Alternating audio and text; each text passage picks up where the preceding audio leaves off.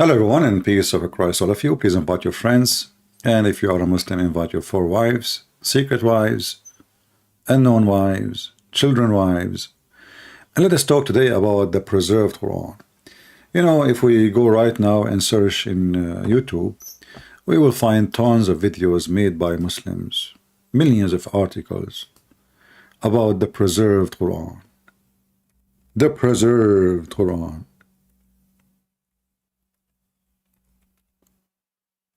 And you know, for me, I do not really care if the Quran preserved or not. What I care for, how stupid the preserved Quran is. Actually, you made my job easier when you say this is stupidity is original. You will make my job harder if you say this is stupidity is not from Allah. So the Muhammadan, they have a lot of videos, you know, if you search online, and they are responding, I don't know, to me, to who, I don't know really, proving the Quran was preserved. A respond to Christian. Interesting. You know, there is a Muslim website, just in one page. Just in one page.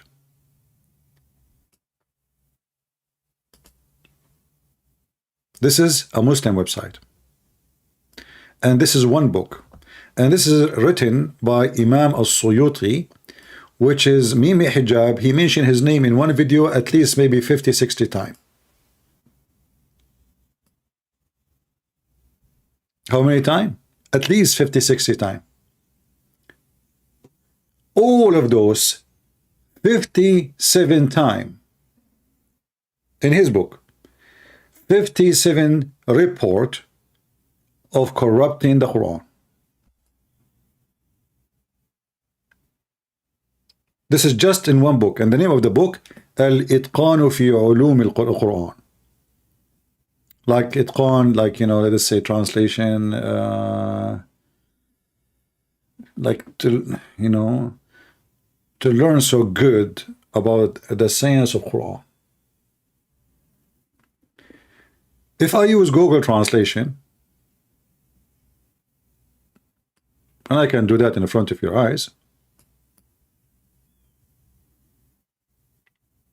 Give me a second.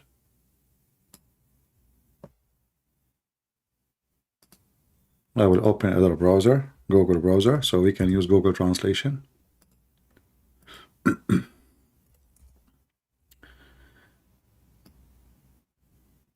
This is Google browser. The link, by the way, is in the info, in case you like to read it.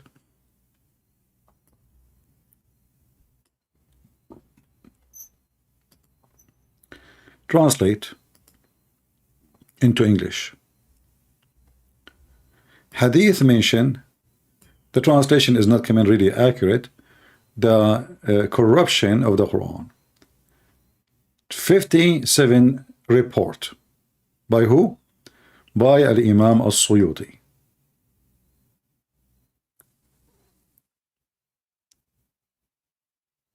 The translation here, translating the word Itqan as imperfection of the science of the Quran. If you read from the first like one in the top, let me post the link for you first, so you can open it in your side, maybe because the text now is coming so small. You can open it in your side. Just be sure to open it in Google browser, and your phone can translate for you, or if you are using your computer, it's the same. The first thing in the top, it says, from Ibn Umar قال, he said that one of you, he says, I have all the Quran. The one of you says, which means in general, says, he says, I have the entire Quran. The fact he does not know it all. A lot of the Quran is gone. Do you see it? This is first report, second report, third report, fourth report, sixth report, 7, 8, 9, 20, blah, blah, blah, blah, blah. All of this is stories. All of those are report. I mean, the whole page is flooded with hundreds of verses missing in the Quran. In fact, in one chapter alone, if you go to the second report or the third report in the page, it says here, in the authority of a blah, blah, blah, blah, in the authority. As you see, all of those are people of authority in Islam. Those are not potato, tomato. This is not a guy in YouTube. His name is Mimi Hijab, and not the other girl. Her name is Lili Dawa. Those are people of authority in Islam.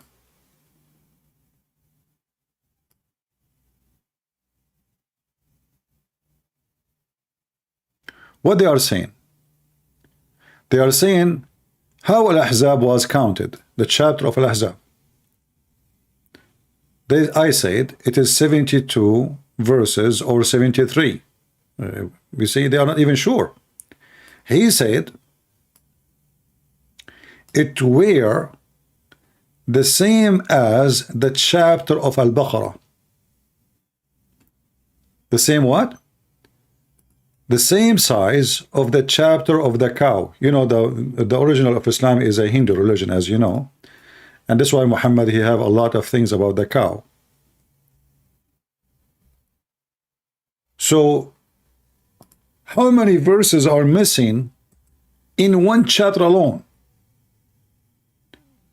Even Aisha herself, she said the same. That the chapter of the cow used to be equal to the chapter of Al-Ahzab. And yet those Muhammadan, they go and they made tons of articles about and videos about the preservation of the Quran. Well, isn't it this is your books? Aren't they those your scholars? Is Aisha is a liar?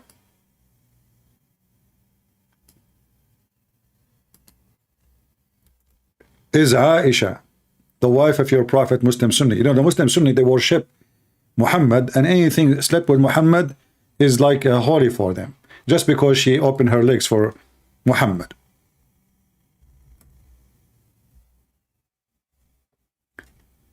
If you read with me here, it says, Aisha, she said. Who said that? Aisha. That the chapter of Al-Ahzab used to be equal to the chapter of the cow. So how many chapters we have right now in Al-Ahzab? We have 33, 32 according to this. He's not sure.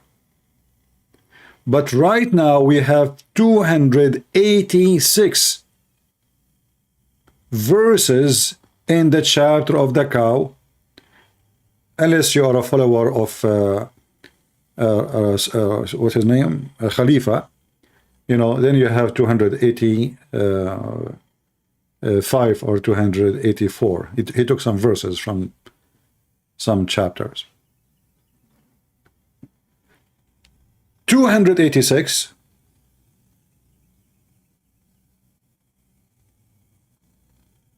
verses Al-Ahzab.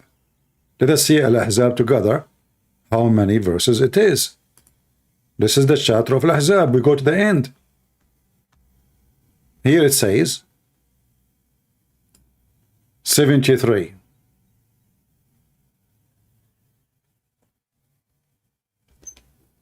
How many missing in one chapter? Why Muslim they lie to Muslims? Why they are bragging about preserving Quran when this is the mother of the believer, Aisha, confirming that the chapter of Al-Ahzab used to be equal to the chapter of the cow. We have 213 verses missing in one chapter alone. Do we need even to continue with the proofs and reference?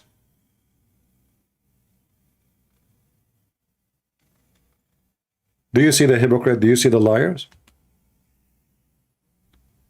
Do I need to make a book? I mean, this is alone is enough. Look, the whole page is talking about how the Quran is gone.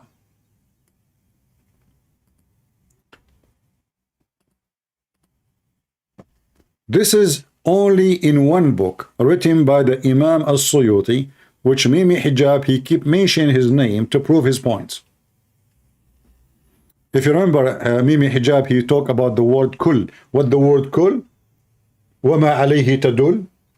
So Mimi Hijab, he keep talking about the word kul, and he quote the Imam al-Suyuti, how he explained. He wrote a book about the word kul, just one word. So this is their Imam reporting 57 story, and each story reporting massive loss of the Quran. Did you guys save the reference, the link I gave you? Anyone save the reference, the link I gave you? Did we save it? Even though it's in Arabic, it can help you a lot if you want to refute some Abduls. You add it to your favorite. Anytime they say to you something, shuffle it in their face. And this is not an atheist website. This is a Muslim website. Don't fool yourself, think that this is a website made by Christians or by non-Muslims. No, this is a very Muslim website. We have a Muslim, his name Muhsin Golani. This guy, he posts a lot of text. He is calling me coward. Let us call him.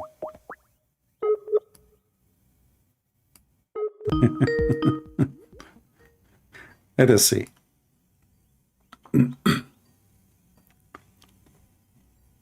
He want to talk to me, and he's claiming I'm running away from him. Maybe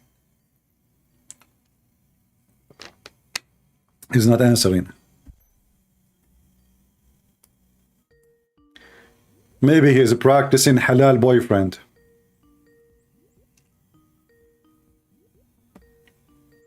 Not answering. Okay, potato. Coward. If you are a Muslim and you like to join us, feel free, just text me and I will call you immediately. However, you know, I'm not here to discuss if the Quran is preserved or not. As I said many times, I prefer a preserved Quran from any preserved Quran. I wish all those verses are missing in the Quran. They are there because I am sure they are going to give us more laughable topic, comedy, to laugh at it. And I believe that all those chapters and verses are missing for a reason. They are missing for a reason. I believe when the hadith says that a goat ate the Quran, I believe it is the Muslims who ate the Quran. The Muslims, not the goat. And I will prove it to you. In every single article or video made by Muslim, they say that the reason the Quran is preserved, that the Muslim, they memorize the Quran. Wonderful.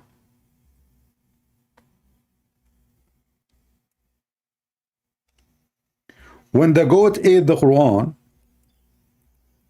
did the goat eat the memory of the Muslims? And what verses are missing? Very important verses. Stoning to death for fornication of a married man, and breastfeeding for adult 10 times. Isn't it really weird that the goat, she went inside the house of Muhammad when Muhammad is dead? Nobody noticed that the goat entered the bedroom. The Quran is under his bed. The goat, she flipped the Prophet. Meh. And then she flipped him in the floor. She grabbed the Quran. She started flipping the Quran with her tongue until she reached the pages about breastfeeding. Interesting. I mean, this goat is very selective in the food. She don't eat any pages. She did not eat the Quran.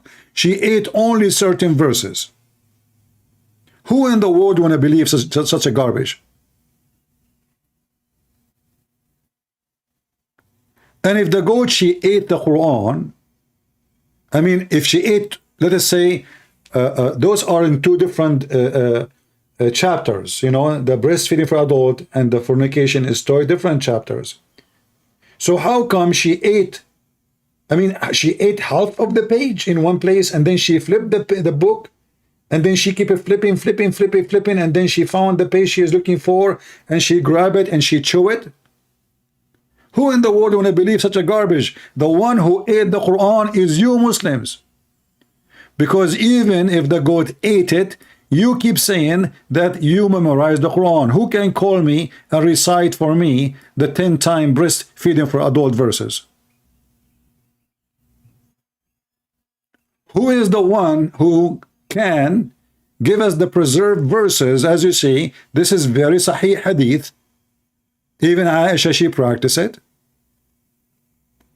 Mimi Hijab don't like it. Mimi Hijab, his opinion that this is only was for a certain women. Look like Islam used to make law only for one person, certain women, and he go around and he asks Muslim women to give their breast. So he go to a Muslim sheikh, he says to him, can your wife give her tits for me? Another Muhammadan, he said to him, what kind of mannerism are these? Shame on you, Muhammad. The fact is, the Muslims in general, they are hypocrite. How come you are asking him for mannerism? You don't ask your God and your prophet who sent those verses.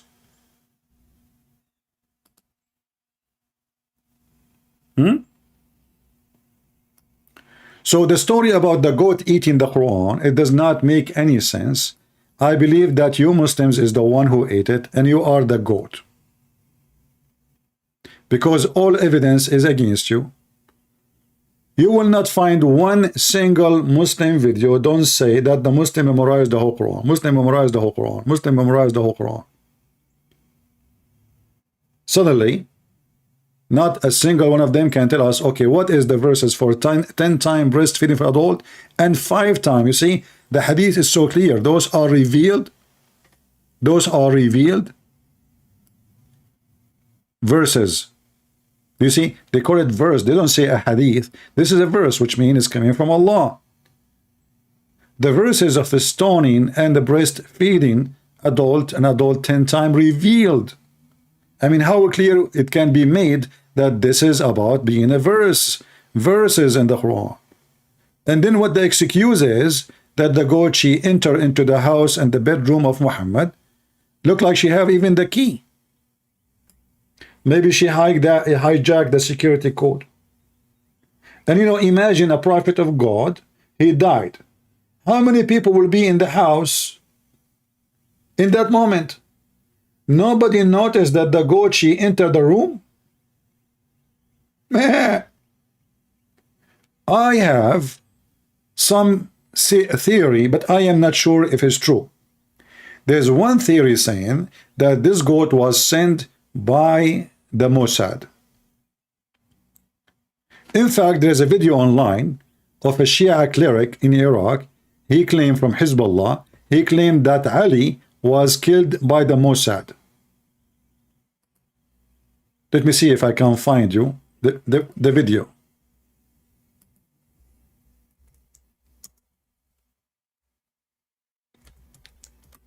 Ali was killed by the Mossad.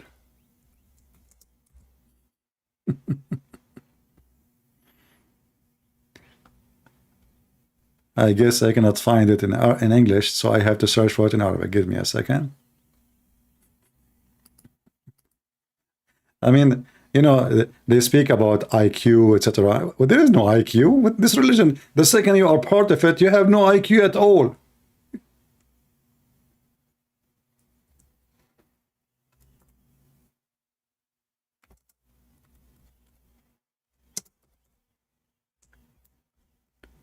Those people, they are obsessed with the Jews.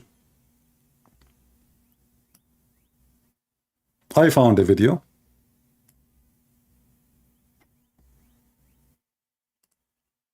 There's tons of them actually. And I will use Google translation.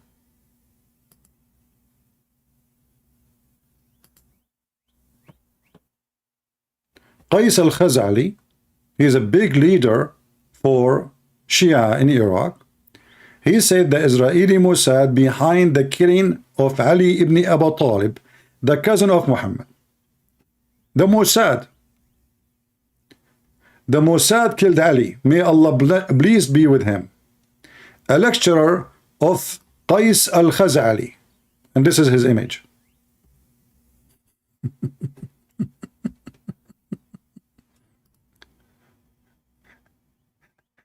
I mean, yeah, we have evidence. But at that time, there is no Mossad, there is no Israel. What the heck is that? But that have a reason, because their false prophet, he blamed the Jews for everything. As an example, Muhammad, he claimed that if there is no Jews, no food would decay. So the reason you have a refrigerator at your home is because of the Jews. And if there is no Eve, there is no woman betray her husband. And the Muslim, they claim that the Christian in their Bible, they blame Eve for the sin of Adam. This is what they say. And they say, and they laugh at us, and they say, we do not accept the original sin. But the second you start reading, you will see how stupid this religion is.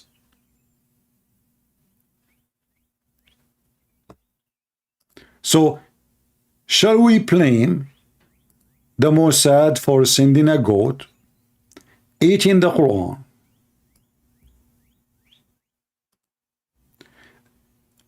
and then they say to us that Muhammad, he ordered and commanded to collect the Quran? That's absolutely false. This is Sahih al-Bukhari.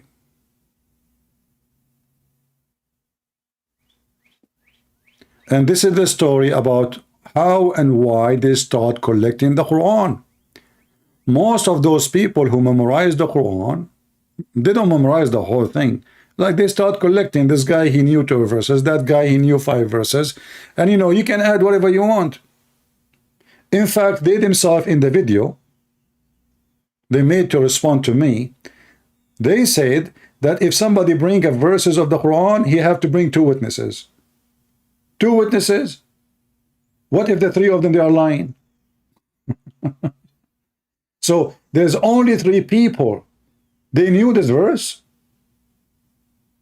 In fact, in the books of Muslims, it says that some verses, nobody even heard of them before.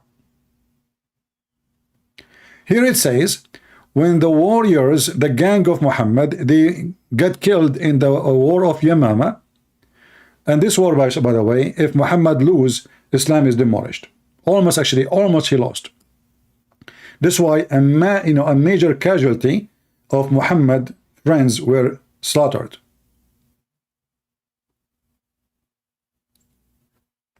So when the major of the campaign of Muhammad were slaughtered in this war, and they suffer heavy casualty, as you see, in the day of the battle of Yamama, he said, I am afraid that there will be more casualty among the Quran, those who recite Quran or no Quran,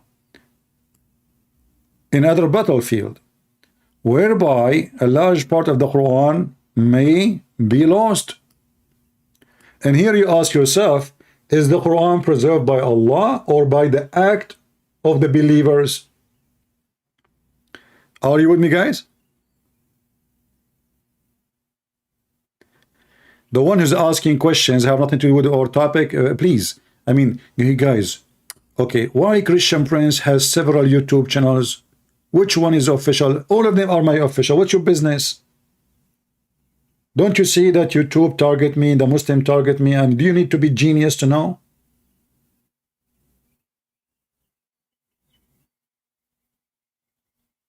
Is that a problem for you? Which channel? Is that like a train station? Are you changing countries? It's a stupid YouTube.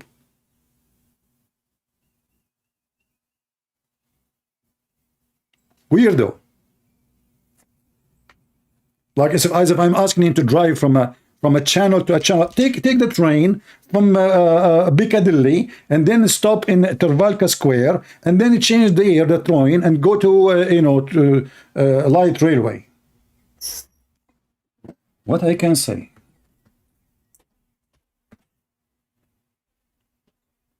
And instead of focusing on what I'm saying, they are worried about why. How come he have many channels?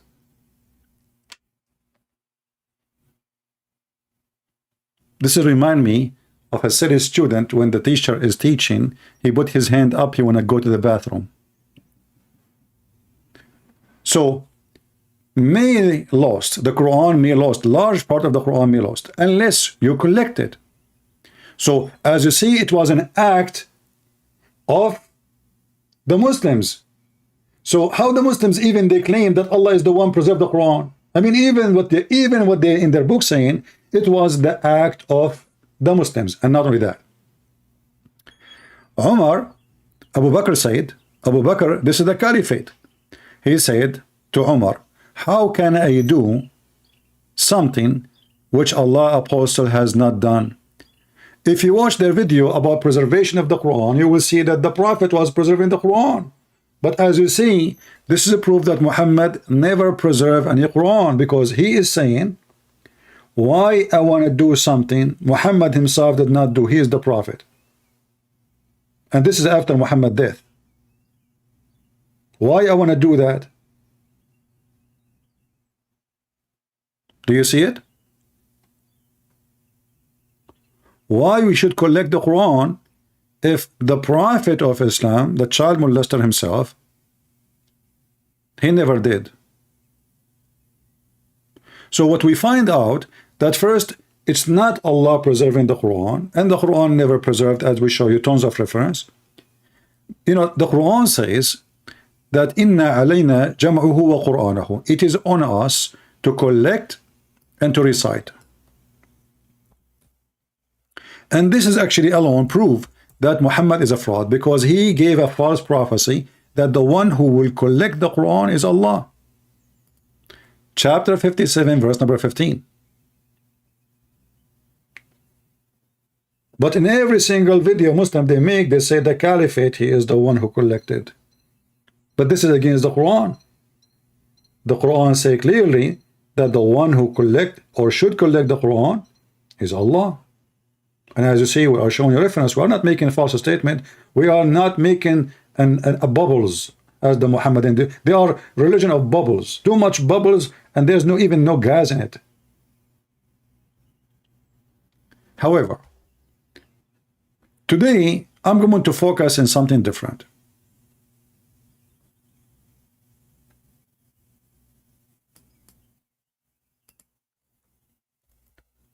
The preserved Quran, is it made by Allah? The Quran says no.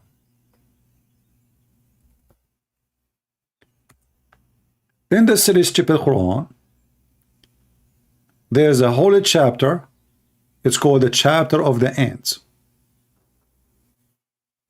I mean, the whole chapter is a chapter of the ants.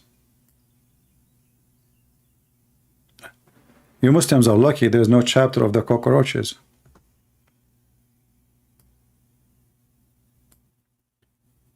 Okay, why it's called the chapter of the ants? Because this chapter, the ant is the one who is talking, and Allah is copy paste what the ant she said. In other way, Allah is quoting the ant. I mean, imagine I make a book, and as you know, I wrote many books, and then I quote an ant. I want to teach you wisdom. So what I do, to give you an example of wisdom, I quote what the ant said. Who is quoting the ant? Allah.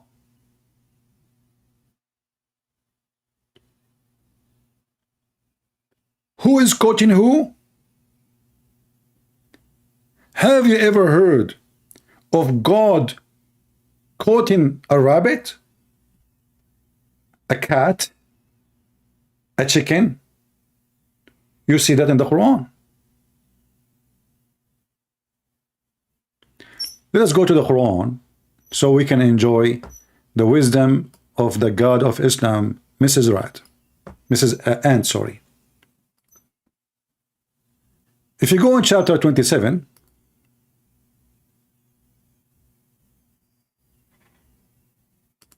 what is the name of the chapter? An-Naml. What An-Naml mean? Ants. Not ant. An-Naml is ants. The translator is an idiot. An-Naml. Okay.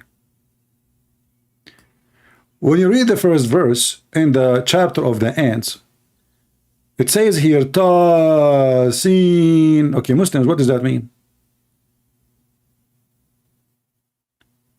Those are the signs of the Quran and manifest book. What the heck is that? Who can call me and tell me what Ta, Sin mean? What the heck is that? Because Muhammad is copying from other book, from the Aramaic. He do not know what those are meant. Those are coding letters for the topic. Ta, Sin. You ask any Muslim, what does that mean? They will tell you Allah knows best, as usual. And then, talking about Moses, okay. Moses sees God, speak to God. Who is in the fire? If you remember, once we asked a Muslim who is in the fire, the Muslim took him 10,000 years to answer me. Moses used his staff. Moses, he put his hand in the pocket. Blah blah. And okay, and then Dawood. Okay, now from Moses we jump to Dawood, which means David, and Solomon. Okay. And then Solomon, he inherited David. Okay. And then Allah, he taught Solomon the language of the birds. What? This is the preserved Quran. Are you ready for Disneyland? You know, when we ask the Muslims, okay, Jesus can control nature, Jesus can create from the mother bird, Jesus can make the blind see, he can resurrect people from death, he is in heaven, he can heal the leper. I mean, what is missing? Nothing. What Muhammad can do? He can have sex with his children, beside goats. Okay. And now we find that Muhammad, he did not know how to read, how to write his own language. But Allah is entrusted to teach Solomon the language of the chickens. Isn't a chicken as a bird? It's a bird, right? So Allah, he taught Solomon the language of the chicken.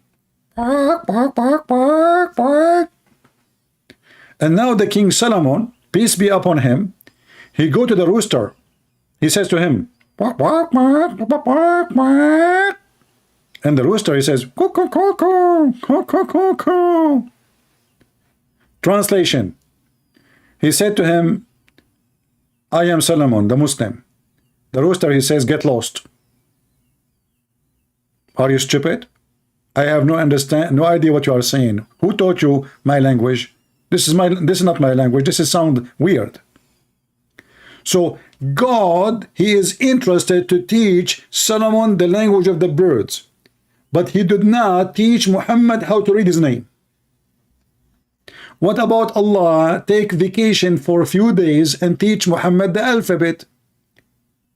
How he write them, how he connect them, how he can read it. No. He cannot teach in Arab. You know, it's very hard to teach in Arab. A Jewish guy is very easy to teach him anything. Remember, Solomon is a Jewish guy. It took Allah maybe 5 minutes to teach him all the language of the birds. And then, after Allah, he taught Solomon the language of the birds. And he gave him from everything. What do you want? I mean, knowledge and everything. I mean, this guy, Solomon, is a history by himself. And his hosts were mastered to Solomon. Okay, who is his host? Genie. Ooh, I am the genie. And by the way, this genie was always in the bikini. If you go and search for Muslims Afrit, you will see always the Afrit is wearing a bikini. Why? Don't ask me. And always he looked like an Asian guy, and he's bald.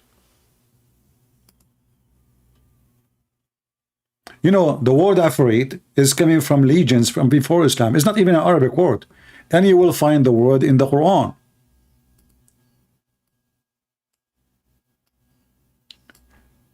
This Mr. Afrit, he is a devil. But he have a special feature. He's so fast, brother. And Ifrit,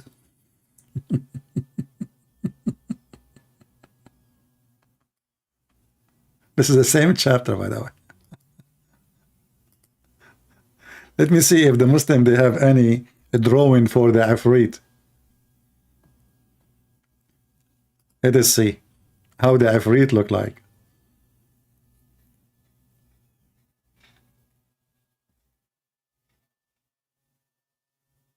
Maybe I better search in Arabic. Hold on.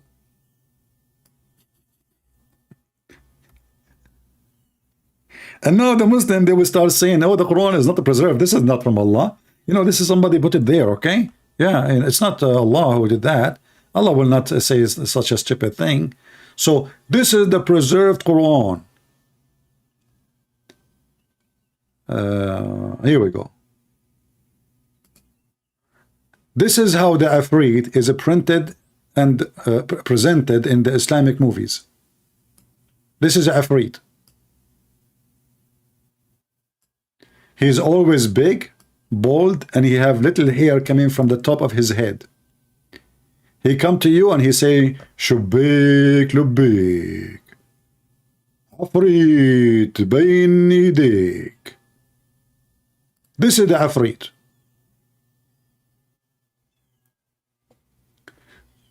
So Mr. Afrit was one of millions and billions of genie and Satan who work for Solomon. And he is so good in stealing things. So he told Solomon, after they told her that she have a nice, huge throne covered by jewelries and gold and silver, he said to Solomon, do you want me to go and bring it to you in 2 seconds? Before even you blink your eye. Look how fast he is. How come Allah did not give Muhammad the Afrit? In fact, in the hadith, it says that many Afrit, and they are black, they were riding Muhammad all day long on his back. Going back to our story about Mrs. Ant, may Allah bless her. And this ant, as you see, is very important, because if she is not important, why Allah will quote her statement? You see, when a king, he quotes somebody, the person must be important. Now we are talking about Allah quoting the ant, right? Allah himself, he is quoting the ant. And here you notice right away that the Quran is made by the ant. Read with me. Tell you when they came to the value of the ants, who is talking now? Allah. This line, Allah is talking.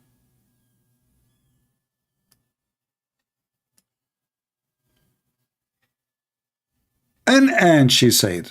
This is who is talking? The ant. So the preserved Quran is not a preserved word of Allah, as they claim, is a preserved of God narrated what an ant and rat and cat, an elephant, a mosquito, a genie said. Where is God here?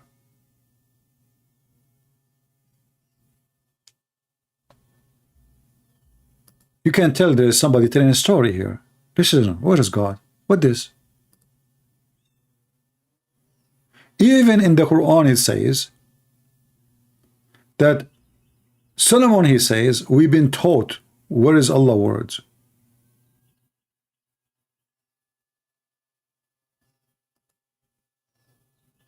So what is the Quran in the Quran? So the Quran is he said, she said, including Mrs. Ant. If you go right now and search in Google for this book, it's called The Legions of the Jews. The Legions of the Jews. You can get it for free because this is a book written more than 100 years ago. So it's lost the copyright on it, as I know.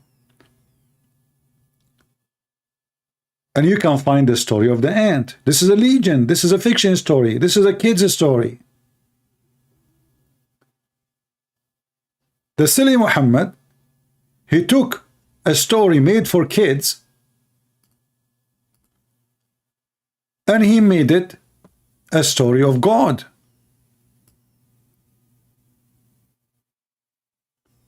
All those things about Solomon, which you see in the Quran, none of them is real. They are so stupid, so dummy, they are even a silly cartoon. What we find here, that Solomon, he have a flying carpet. Solomon, he have an army of chickens. Solomon, he have army of genies. Solomon, he have an army of diving genie, builder genies, jewelries making genie. I mean, they have all kind of skills. Some of them they are, and not only that, some of those genies, they are even in jail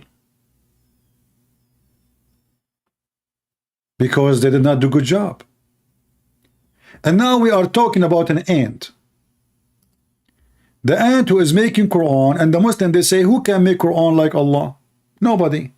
But as you say, Allah is quoting the ant. So who made this Quran? The ant. If I read this, who said this? An ant.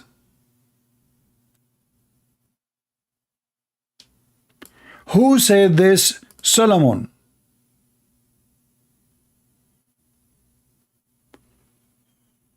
Where is the word of God? This is a storyteller guy, and now Solomon, he decided to check on the birds because his army is an army of birds. So he went and he checked on the hoopoe. Oops, what is the hoopoe? The hoopoe is not to be found. What is this guy? Why he's so important for Solomon? I mean, this guy, he have, you know, according to Muslims, his army all the way from Jerusalem all the way to Persia. That means, like, you know, hundreds of millions of people. Suddenly, Solomon is checking on this bird. He found that this bird is missing. From all his army, he did not notice anyone is missing, only this guy. He must be a big general. As you see, he's wearing this hat. And then Solomon, because he is a wise king, he said, where is this bird gone? He's absent without excuse. See how organized he is in his army. Even if you are a chicken, you cannot leave without asking for permission. There's ranks. You speak to the surgeon speak to the lieutenant speak to the major speak to the colonel, and then you speak at the end to the prophet. The bird, he is gone, he is absent without my permission. So he swear by Allah, if he did not give me a good reasoning, I will make him a barbecue. Put yourself in the shoes of this bird now. The king, prophet of Allah, a Muslim prophet, coming to check on you, and you are not there. And then it turned that this bird, he was looking for water. In his way, he found a woman, she have no hair in her legs. And because she have no hair in her legs, he could not resist the temptation to tell Solomon. Finally, there's a Middle Eastern woman, she don't have hair like a gorilla. Look like at that time, women, they used to have hair like a chimpanzee. So he come to Solomon and he told him, oh, I was away, I found a woman, by the way, she have a great etc., and then she have a nice legs, you know. And then the story says that when Suleiman he went there, she walked in a mirror floor. When she left her skirt to work, they saw a lot of hair in her legs. The Muslim, they say it was the shaitan who made her legs full of hair, so Suleiman will not love her. True story. Those things always happen. But going back to the ant.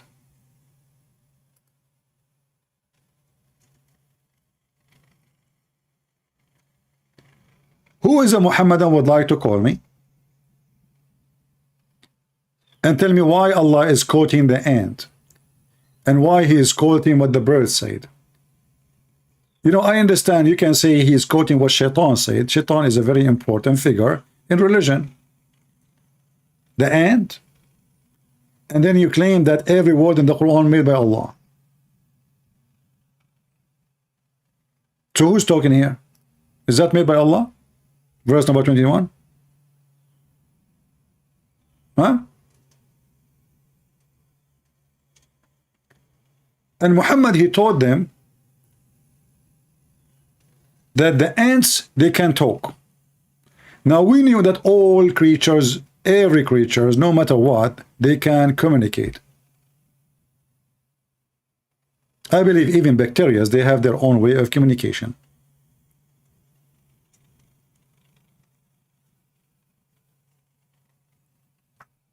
But in the Quran, as you see, the ant, she said, in Arabic, when you say qala or qalat, that means you open your mouth, you have a tongue, and you spoke.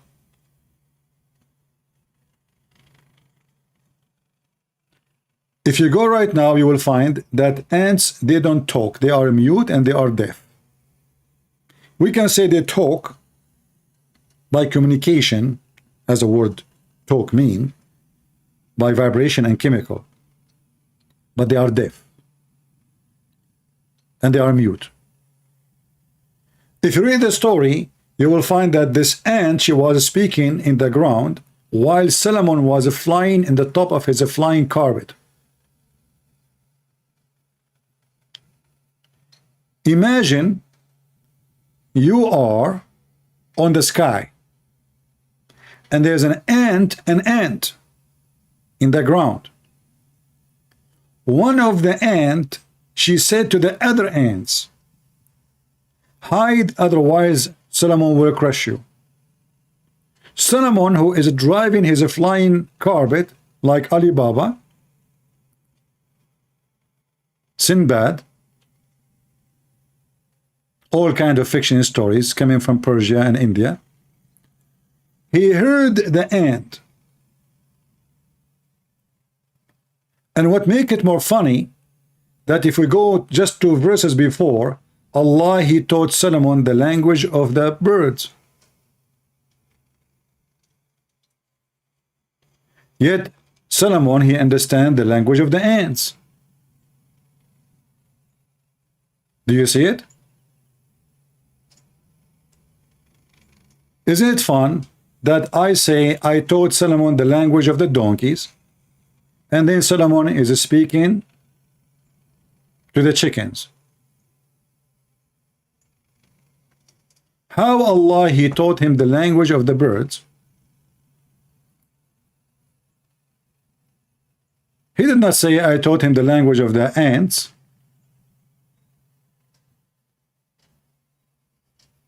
And now he heard the ant, which is mute and deaf, which making the story more silly, talking. And when Solomon, he heard her speech, she was making a speech, by the way. She's holding a microphone. Yeah, this is a speaker corner, shouting. Solomon, he smiled, laughing at its words. Do you see the word words? This is not my translation. The ant, she said words. As you see, it's Quran.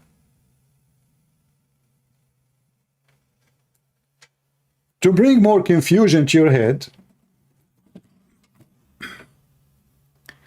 I want to show you something else.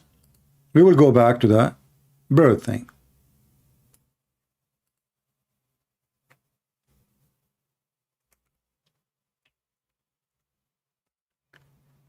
The preserved Quran never was in Arabic.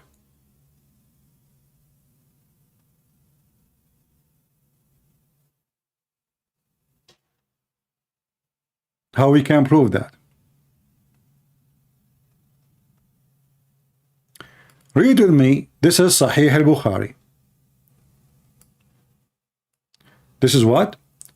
This is Sahih al-Bukhari.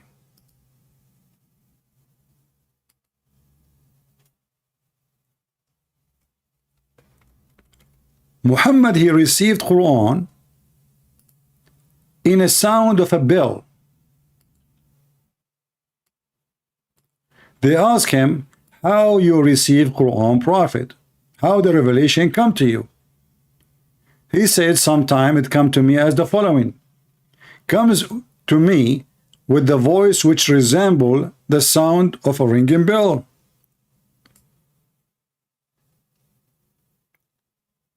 And when this happened, stayed upon me, which means this guy, he faint, he go crazy.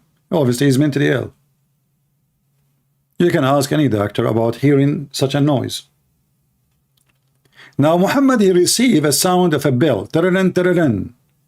Tararan, tararan. How the bell sound become Arabic?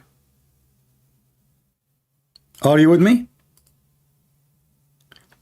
It confirmed that the Quran never was in Arabic. The Quran was given to Muhammad as a sound of a bell. Then how Muhammad was able to transform the sound of the bell into a sound of Arabic language? The answer is very easy.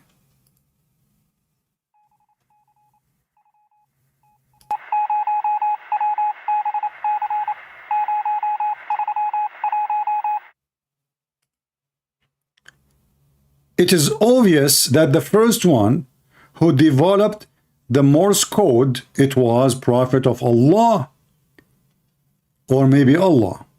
So maybe in one hand Allah gave him sound of a bell, same time he gave him the code to open the meaning.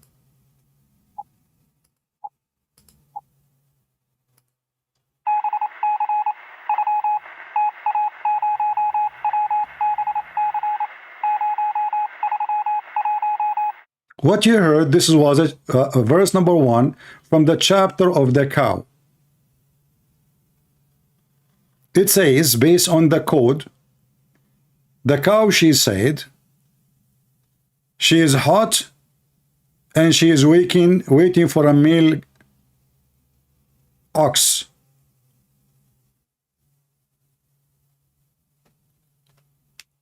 So Allah, he sent the sound of a bell. Muhammad, he don't even know Arabic. He do not know how to write his name. And now Muhammad, he received a sound of a bell, and then he speak it to us in Arabic. So what Muhammad he received is jungle bells, jungle bells. What Muhammad he said to the Muslims, Bismillahirrahmanirrahim, Alhamdulillahi Rabbil Alameen, As-Saytanur Rahim. Mentally ill. And that explained to us who is Muhammad. Obviously, he have a mental illness. And actually, the hadith confirmed 100 of times that Muhammad is suffering from mental illness, to the point he keep fainting. Why he faint? Why he faint when he received revelation? Why?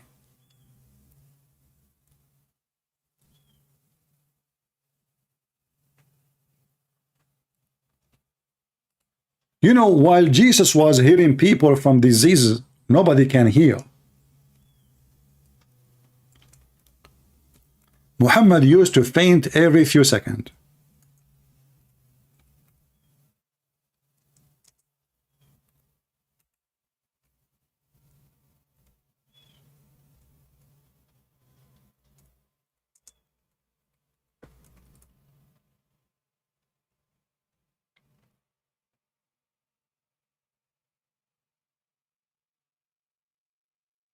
Let us read.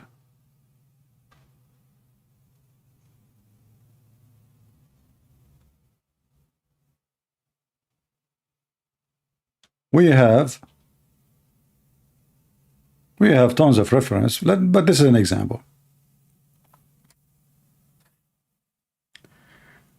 The Messenger of Allah fainted when he was sick. Well, he's always sick. I mean, if he is not sick, why a man at the age of 54, he would desire a girl she is 5 years old? So he's fainted, and then he woke up.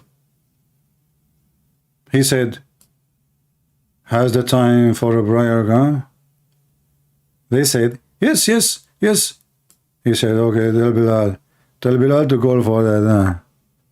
And tell Abu Bakr to lead the prayer, the people prayer. Then he fainted. His tongue is out. Then he woke up and he said, has the time for a prayer come? They said, yes. He said, okay, tell Bilal to go for the adhan and tell Abu Bakr to lead the prayer. Then he fainted. What the heck? Then he woke up and he said, has the time for a prayer come? They said, yes. He said, tell Bilal to go for adhan and Abu Bakr to lead the people for prayer.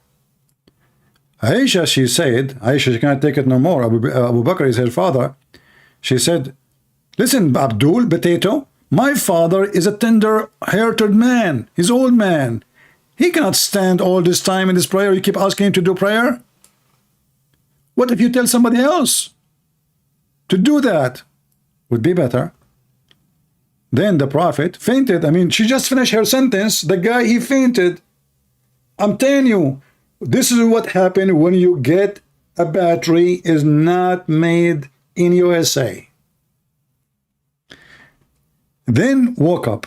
Like, what the heck? How many times he fainted, woke up already? And then he said again, he did not even hear what Aisha was. She just told him, don't tell my dad to do it. He's so old, he's tired.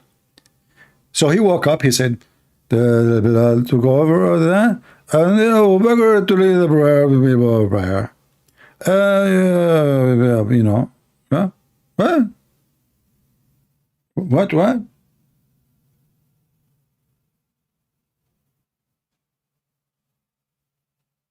This is Muhammad.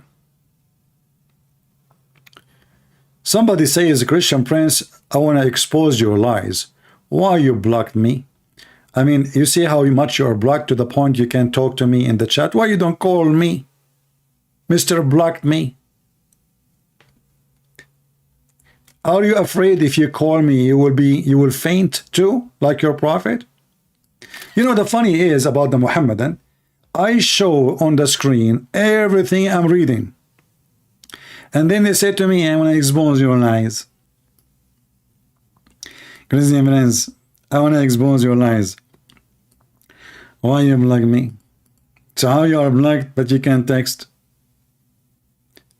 And how I am lying and I'm showing you the hate in front of you on the screen? I will tell you what the reason you are saying that. You drank too much camel urine and you mixed it with camel poo-poo. And you took a shower after that with Viralvideo, which have stinky garbage and women blood from period and dead dogs. And that all cause you symptom of a disease called hukubuku haram. So why you don't call me Mr. Blocked me?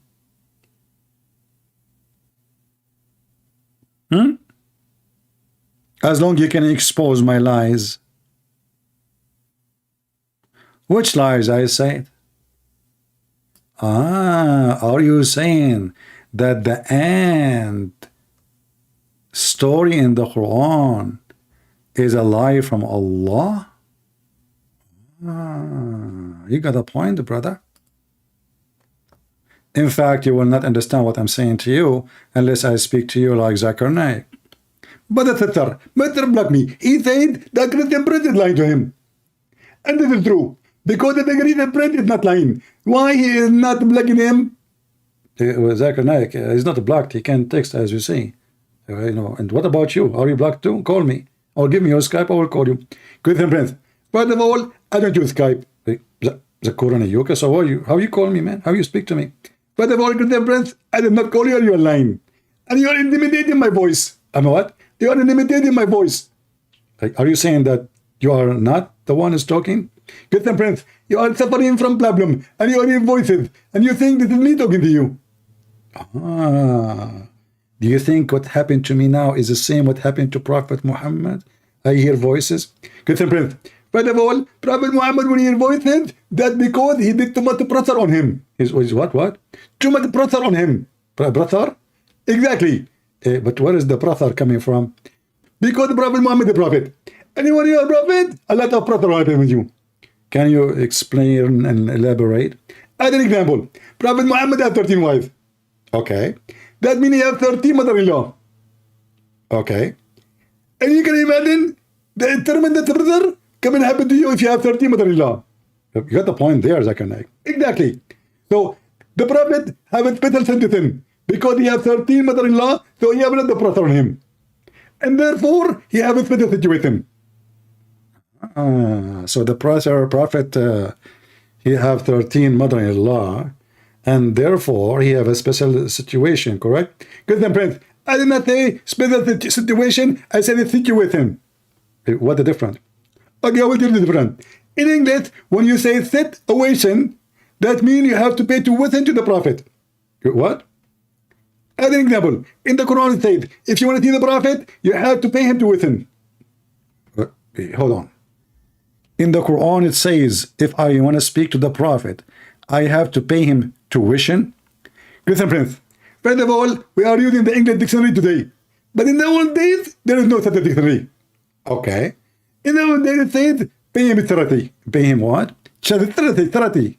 Charity. Okay. So if I want to meet the Prophet in private, I have to pay the Prophet charity. Why? Because, first of all, the Prophet is, like he lost his job. He what? He lost his job?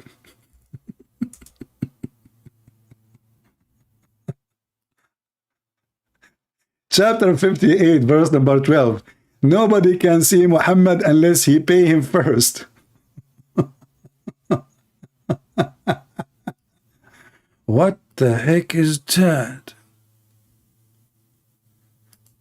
I mean, even the scammers in YouTube didn't do that. You have to pay the Prophet. Look. Oh, who you believe when you want to consult with the messenger of Allah. Give him some coins, some money, bonbons. Spend something in the charity. No money, no honey. And the Prophet, the second you pay, he will obey. Knock, knock. Do you have money? Sir, I'm poor. Get lost. Knock, knock. Do you have money? Do you accept credit card? Absolutely. My name is Ali Dawah and you are welcome. And now I'm going to give you a fatwa for secret wife. Is that really your voice? Excuse me. Allah created me with such a voice. I speak like a transgender. You're what? Transgender. Oh, okay. All right. Well, it makes sense now. Okay. So where is the Muslims who wanna call me and get me busted? As you see, all the Quran, either the ant is talking, either I mean, you have a zoo, man. I mean, you have a chapter of the elephant, chapter of the ant, chapter of the cow, chapter. I mean, what?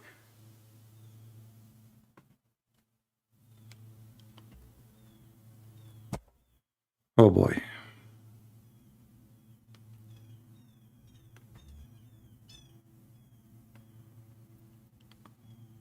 If there is any Muhammadan would like to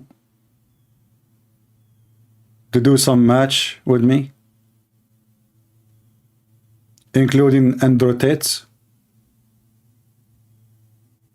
He's busy now. He's his web camera business is busy. Halal prostitution. Anyone?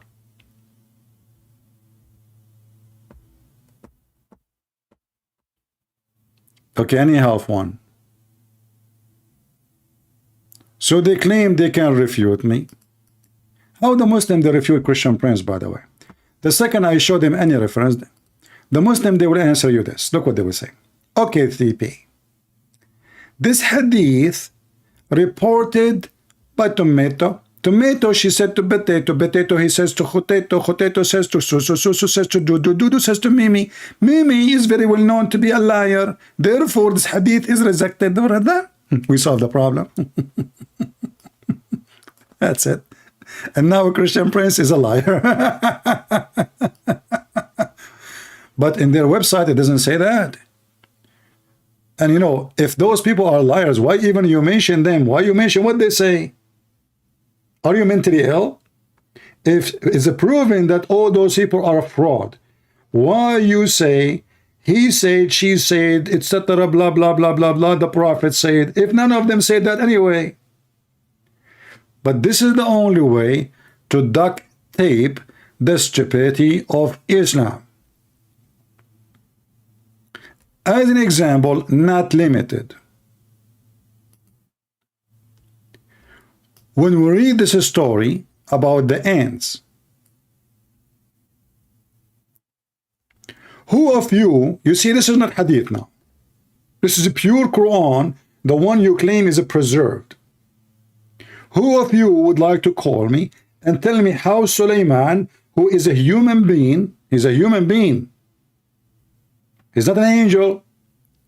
He was flying in the sky and he heard an ant, which is a mute and deaf, speaking. Who can call me and tell me how this amazing thing happened? All right. I will tell you how that happened. And now they will say to you, Christian Prince is lying. We can go right now and search for how this happened, written, explained by the Muhammadan. Shall we? So the Muhammadan cannot say, oh, he's lying.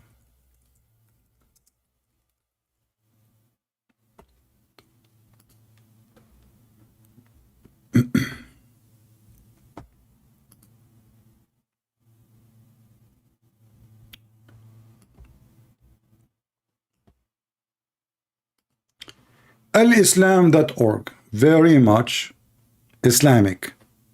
Okay, as you see.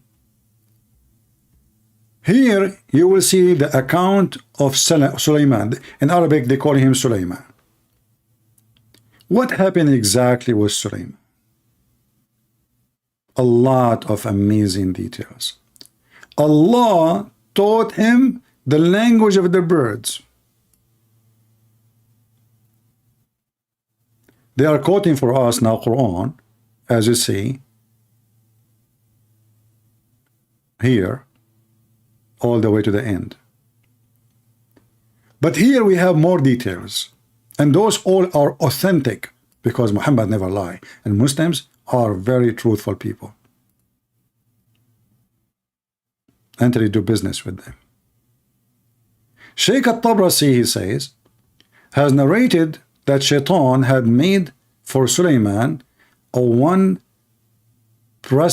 long platform of gold and silk. Please sit down. The story is long, and we are going to fly with the boing, boing, boing. Who is the one who made the platform? Shaitan. The platform is made from what? Gold and silk. And also, it made a pulpit in the middle of the platform, full of gold, in which he used to sit and around him. I mean, this idiot, he sat on gold. What about giving me some so I can buy a new car? You sit on it, you idiot. Is that fair?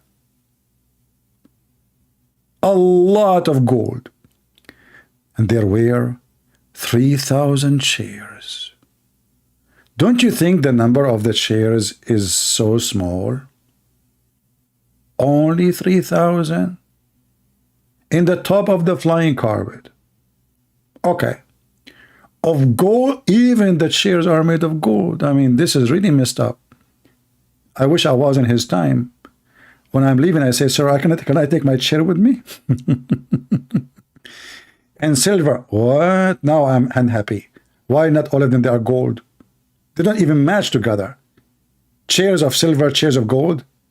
Yuck. In these days, the prophet used to sit in a golden chair. Oh, in these days. Aha. In these days. Now we understand that in those days is different. The ulama, which mean the scholars, they sit on silver chairs. Okay. So how many prophet there was there? As long the silver chairs are for the scholars. That means the rest are all in their prophets. Around them, all humans and shaitans, Satan, and the genie, they stood. Man, we are standing up. They are sitting and we are standing. And birds, even the birds. What the birds are doing? The birds, they shed them. Okay, are you sure it says shed them or shit on them? I mean, are you saying shedded? Is that correct in English? The birds, they shedded them with their wings. Look at the true story, which is proving Allah to be God and Muhammad to be prophet. Solomon is sitting on flying carpet. 3,000 chairs made of gold and silver around him. And he is sitting in the top of gold and a lot of gold. And now the birds are flying in the top of the flying carpet, and it is shitted them with their wings. I'm afraid with something else. The breeze, Saba, carried it according to the capacity in the sky, 1 month from the morning to evening. So this flying carpet can fly by 1 morning to night, a distance of 1 month journey. I mean, you can tell how slow this flying carpet. I will tell you why. Because 1 month journey in what speed? In the speed of the camel. This is nothing. But anyway, let it go. And for another month, every morning. In other tradition, it's narrated that Imam Muhammad al-Baqir, that Allah gave him the kingdom, Allah gave the kingdom to Sulaiman from the east to the west. He ruled 700 years. Only? I heard it is 699 and 9 months. What is the proof that there are 700, not 600 years and 99 years and 9 months and 9 days and 9 hours? Solomon, brother, he ruled for 700 years and 7 months. Are you sure the 7 days is not missing and 7 minutes and 7 seconds? Every man and jinn and shaitan and the devil and the birds and the wild animal were subservient to his command. I would love to be Suleiman at that time. Hey, rabbit, bring me some carrot. Oh, okay, sir. You want long carrot? Small carrot? What kind of carrot? You stupid, give me any carrot. Don't argue. And you. Give me some milk. The guy, he have command all over the animals. All of them, even pigs.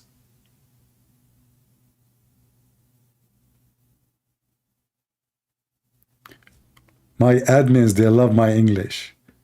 I feel sorry for them. They live in England. They don't speak good English. You know, those people, people who live in England, like, hey, mate, how you doing, mate? Like, what the heck? Like, do you have what and the what? Like, what the heck? Yeah, what do? And that is supposedly their English. Listen, hear the English. Here is the. Okay, I will tell you now a different story. I will change the topic. My cousin Shakespeare, who they call him there Shakespeare, trying to change his identity. My cousin Shakespeare, he is the one who wrote the book. It's called Shakira Bakira. And then those English people, they took the book and they changed the name and they called it The Tale of Two Cities. I'm telling you. Anyway, back to the story. And by the way, all those stories are true. All of them. I mean, you remember the Muslim, he says he want to call me to prove that I am a liar? I'm reading from their website and they say to me, Christian Brands is lying. He's lying.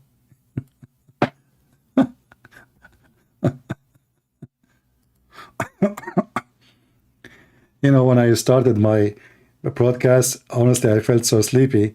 I said to myself, I hope I will not sleep when I'm talking. Oh boy. But now I feel better after, like, I get excited with the flying carpet and those stuff. And then Allah, He gave him knowledge. You see, flying carpet doesn't come by itself like this. You have to give knowledge, manual, exactly. So Allah gave him the knowledge of the each and everything. Really.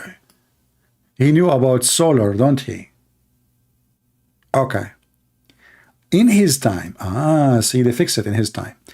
Amazing and wonderful miracles occurred that were it shed, I don't know what this word is saying, forgive me please, is in the memory of the people. Okay.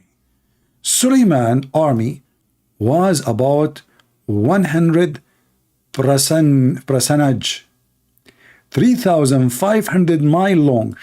So small, man. 3,500 mile long? What? There's a lot of Jews at that time, man. Oh, I forgot. Those are not all Jews. Are you crazy? They are human and genie and chicken. That explains why it's so long. I mean, the chicken alone, like maybe 5-6 billion, trillion. Not to mention the ducks, quack quack, and the hoopoe, and you know, all the birds. Like I don't know their names.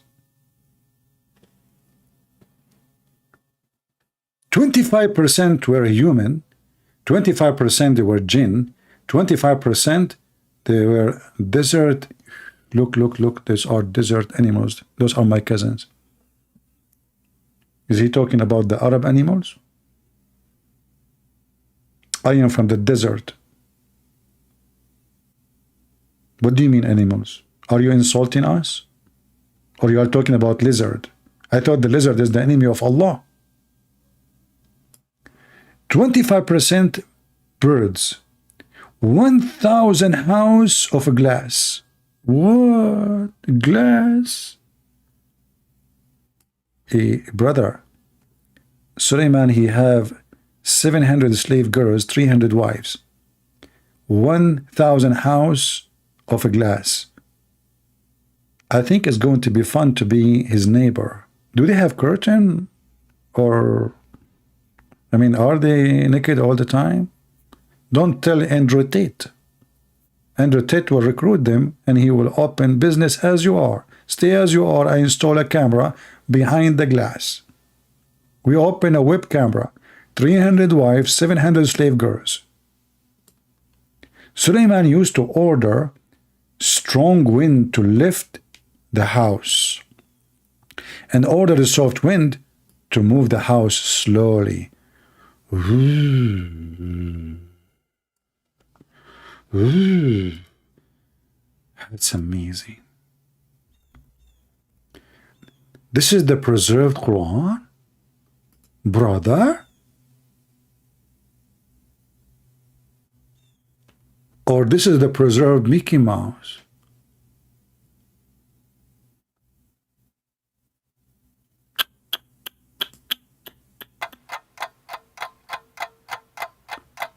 60 minutes with Allah.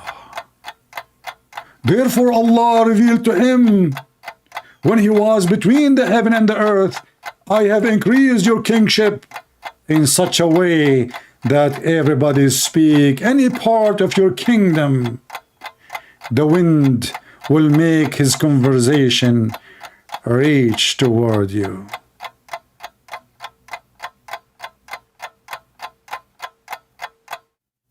Now we understand how Sulaiman was able to hear the end even though he was in the sky. Be honest with me. Don't you feel like you want to convert to Islam and the preserved Quran must be the book of God?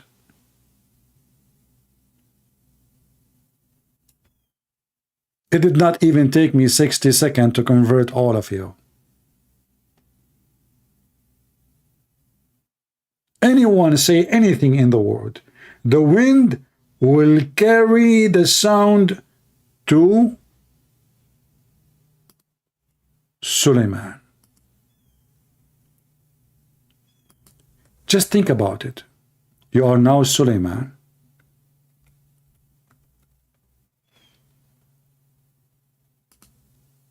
And you are blessed by Allah.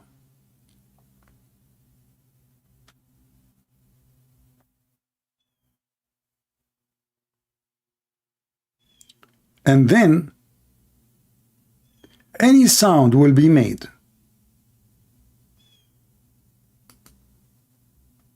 Will come to you.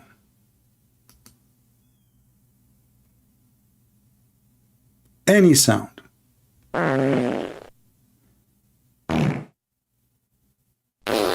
You will enjoy it. It is fun. Any sound.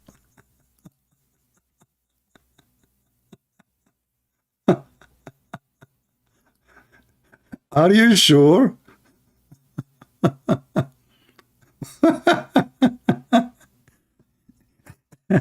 Any sound will be made, will go to Sulaiman. Hey Muhammad, don't you think you are a little bit exaggerating? No? Oh my. Are you serious? No way. Any sound.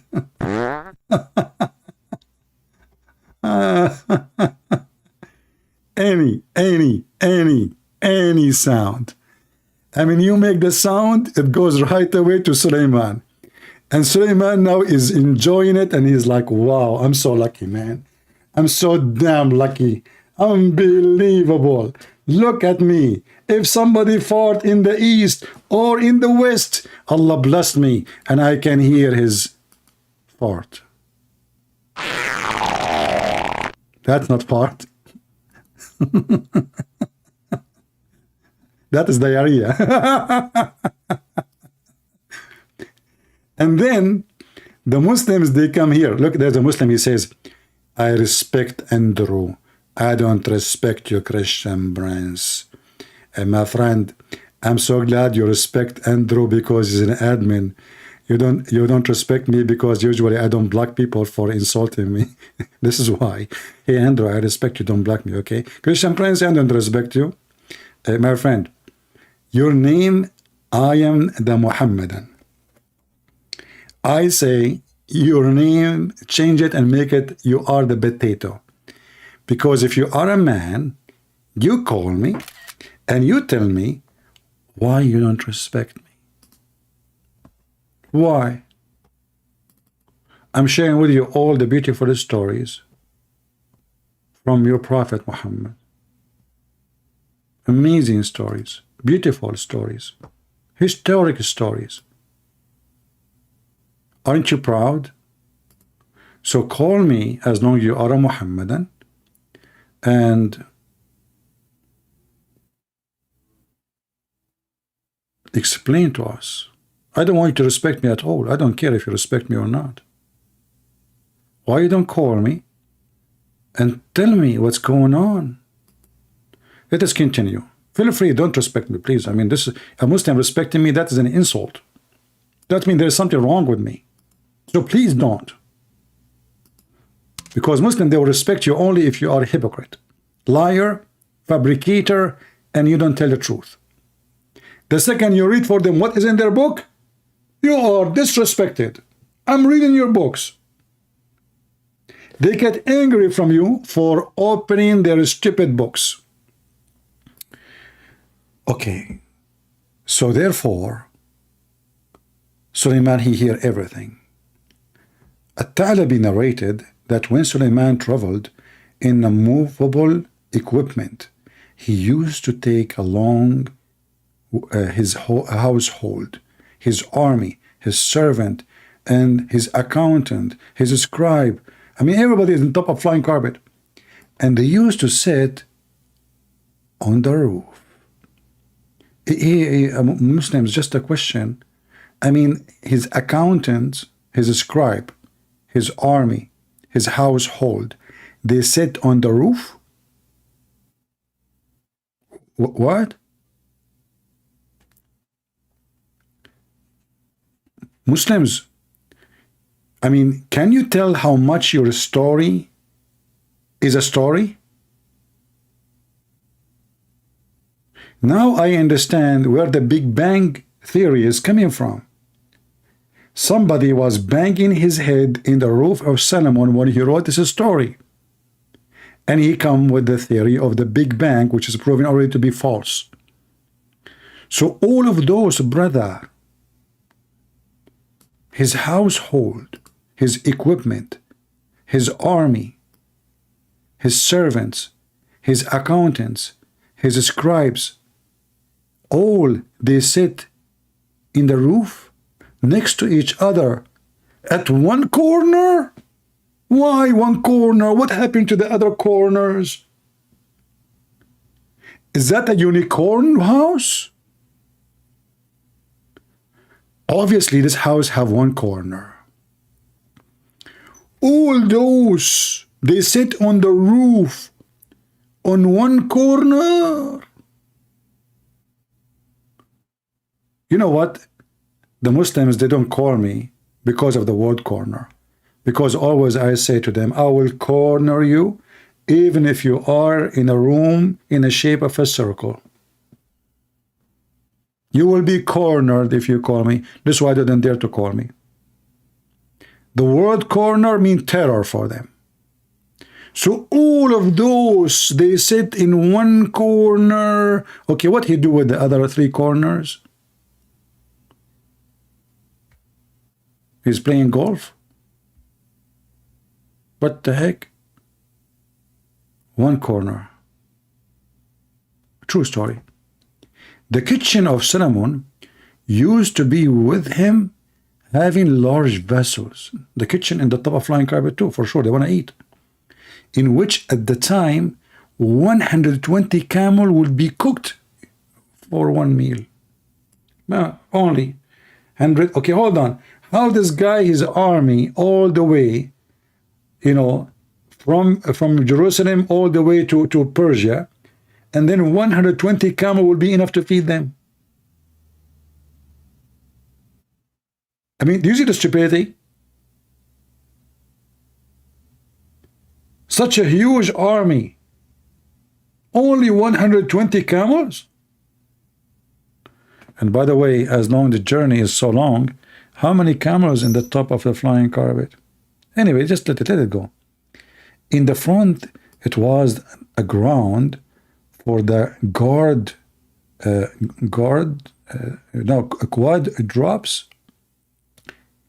drops. I don't know what that. I'm not sure if I'm saying the word correctly. You can correct me if you wish, but may Allah curse you if you correct me, okay? Where they used to graze.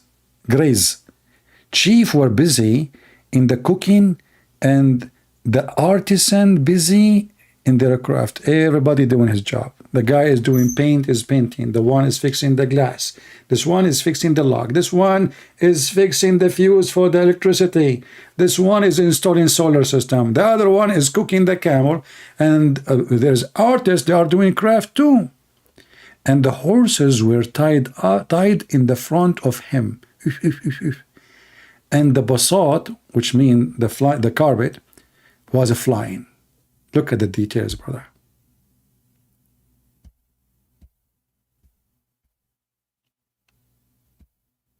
Can you see the details? A Christian is busy. He's saying to me, why in the speaker corner is only Christian and Muslims? Where's the others? I mean, look how this is a very important question. Where is the rest? Where is the rest? This Christian is busy thinking, deep thinking. Speaker corner, what you can do. What you can do. Only I can find Muslims and Christian between you. Just write a book about it. Study history maybe. Philosophy. Discuss with Aflaton and Aristo. Maybe we can find the solution. So what we are doing here, the topic we are reading for you, will mean nothing for you. You are thinking about the speaker corner. So you are here in body, but your spirit in the speaker corner? That's so deep. Anyway, let it go, let it go. What, as my cousin Sheikh Esper, he said, to fart or not to fart, that is the question. Anyway, so in the front of him, the flying carpet was flying. Hold on. The flying carpet in the front of him, so what is he? Are you saying he is not in the top of it? I mean, the Muslim, when they make a story, it's hilarious.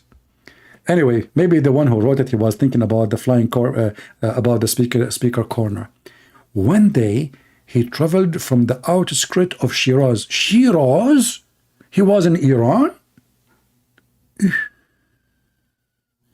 He's a Persian. Toward Yemen. From Iran to Yemen. And he passed by Medina. Gas station, what you can do? I mean, the Medina is well known, gas station.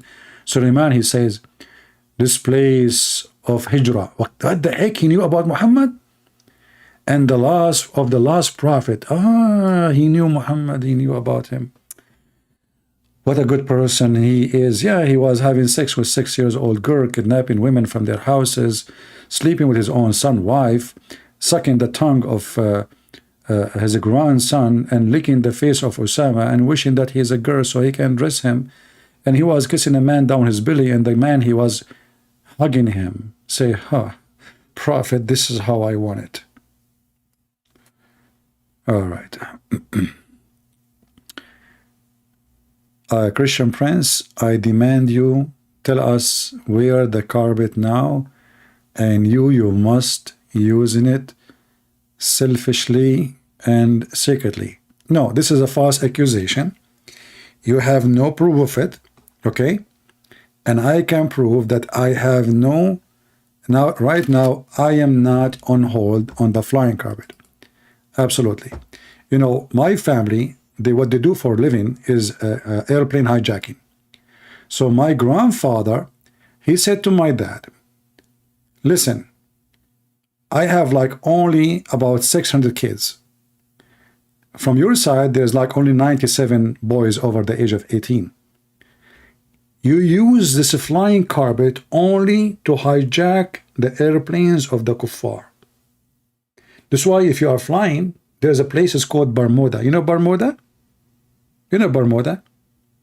Why they call it Bermuda? Because my dad and his tribe, they used to go to a bar in that area called Bar Moda. Moda is a girl there, She's she opened a bar. So you go to the bar of Moda, she's from Kuwait, and they sit there, and when they hear that there's a flight, an airplane is coming, they jump in the top of the flying carpet, and then what they do, they fly next to the airplane, and they jump in the wind. They break the windows with the hammer. My dad, by the way, he have the hammer of Thor. Yeah, he got it from. It come with the carpet anyway. Actually, it is the key for the carpet. You put it in the thing, and you turn the thing, and then the thing fly. You know the thing. So anyway, so this is so accusing me to have the flying carpet. That's absolutely false. I'm not using it now. I'm not sitting on it, and you have no proof. All right. So I got you busted. And all the stories I gave you is very authentic. And the funny is, a Muslim, he said that, do you know that Luke, he was not one of the disciples of Jesus? Yet he wrote a Bible about Jesus? Abdul, Luke was one of the 70 chosen disciples of Jesus. You are a potato. Secondly, as long you don't accept somebody, he was not with Jesus as you claim. How you accept Muhammad? And they said, he said an eyewitness. He was not an eyewitness to Jesus. So how you accept Muhammad, who was eyewitness for Solomon? How Muhammad is telling us about the flying carpet? He was an eyewitness. He was eyewitness for everybody. Solomon, Abraham, flying carpet, Tafrit. He was an eyewitness. Actually, I don't think even Muhammad have eyes. He see from different location, wrong location. We go back to our topic. So, if there is any Muslim here when I talk about the preserved Quran,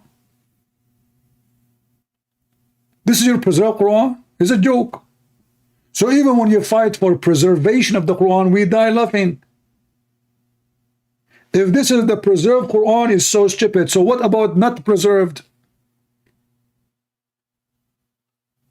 So you Muslim, you tell us that after you work hard to preserve the Quran, which is not Allah preserving the Quran, when the Quran, Allah said He will preserve the Quran, but what you say to us in all your videos, that the Sahaba, the companion, they memorized the Quran. So the Quran lie when the Quran promised that Allah will preserve the Quran. And the Quran says, I on me, inna alayna jam'uhu wa Qur'anahu. It is on us. Who is talking? Allah. So it turned to be that the Quran is not preserved.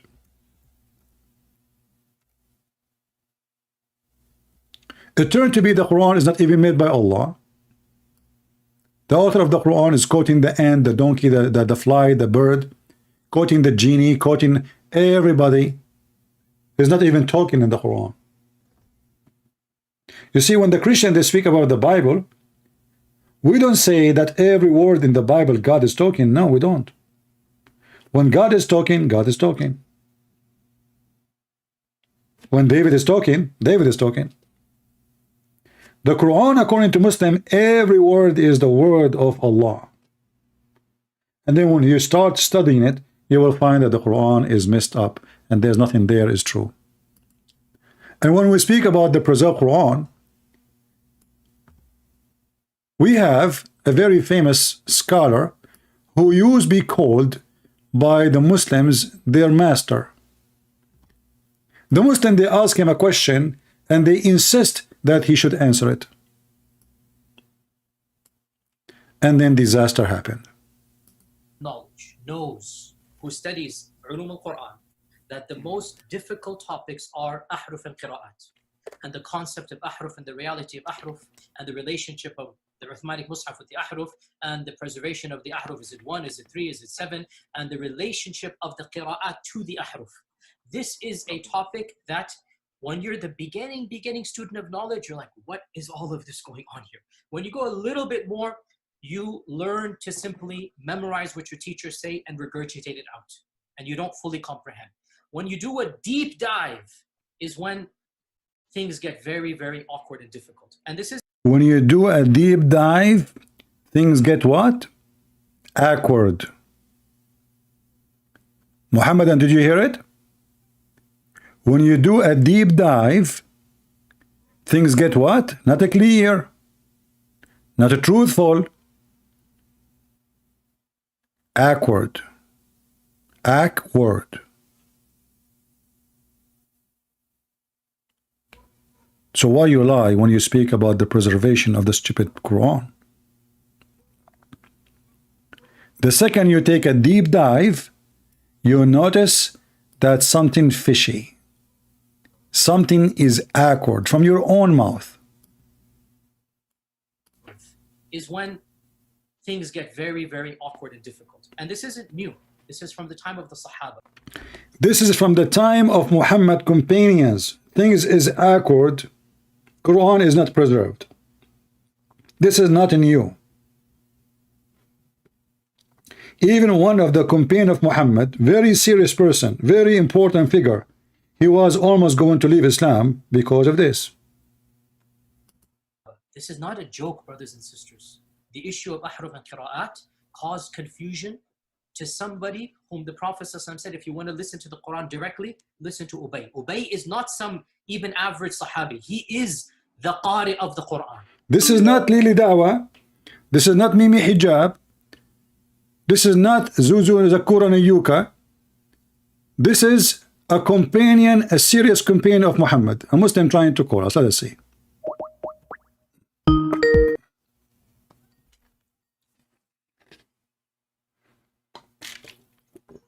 Yes, hello, my friend. Are you a Muslim? Nobody can hear you, by the way, only me. He's making the sound of a donkey. This is Fakira. He's making the sound of a donkey. Nobody heard you, only me. Anyway, this is why we mute in the beginning, to be sure that's not a kid. All right. And he goes, فَدَخَلْ فِي نَفْسِي شَكْ. What is all of this? He is what? He is the master. This guy is a master of the Quran. A suspicion entered his heart when he learned about the Quran. The Quran is just a stupid book. Is the Qari of the Quran. He is the master. He is who he is. And he goes, فَدَخَلْ فِي نَفْسِي شَكْ. What is all of this stuff? Again, this is you have asking some very honest questions. This is the first time I'm saying these things. Many people are aware who listen to my lectures that I've mentioned the crises that happened to me at Yale. This was the issue. That the issue of ahruf and preservation and qira'at and relationships between them, these are very, very difficult issues. And the most advanced of our scholars, they're not quite fully certain how to solve all of the unanswered questions in there. Here's the point. These issues should only be discussed amongst people who know what the qira'at are and who understand some of these questions that are being raised. So is what you're saying the shak that came, or not the shak, but the crisis that you had was in relation to this question of the relationship between the ahruf and the qira'at, basically? No. The crisis I had wasn't that. The crisis I had was, well, yeah, wait, that was what generated. But what was the crisis? The crisis was very simple. Traditional understandings of ahruf and qira'at cannot answer some of these pressing questions that are now being poked by our people outside of, by our... Imagine Muhammad Hijab, Mimi, asking the guy, so you have a doubt about Islam because of this? This is his sheikh. The sheikh, he have a doubt about Islam.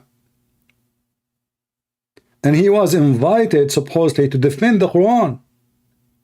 And the stupid Mimi Hijab, he insists he wants an answer now. And this guy was saying to him, brother, this is something we should discuss in a private. The Christians, even the Muslims, will be upset if we talk about it in truth.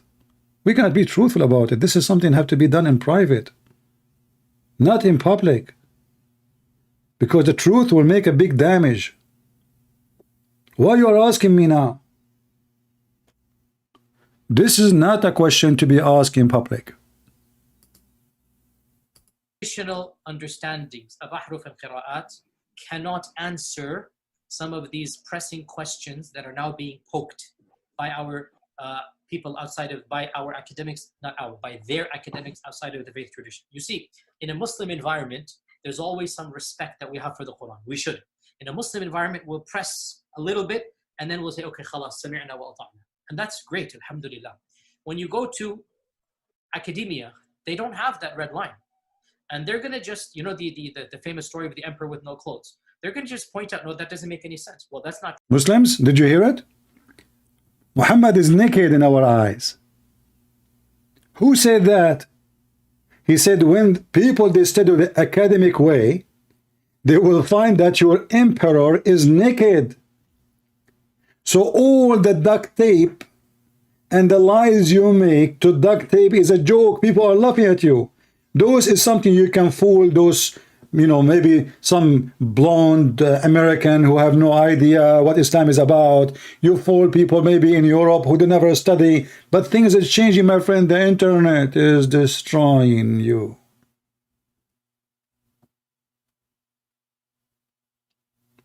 Pakistan is watching my YouTube. Every day I receive an email from the government of Pakistan. YouTube saying to me, a government entity ask us to block your video for security reason. Security reason. Cowards. They think by blocking my video, they will not learn. They don't know that every single citizen in those countries have a proxy to watch porn. Not for my sake.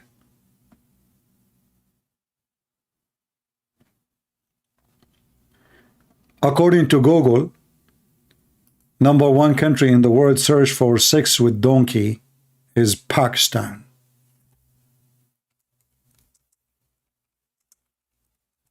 And I don't know what is special about what? Sex with what?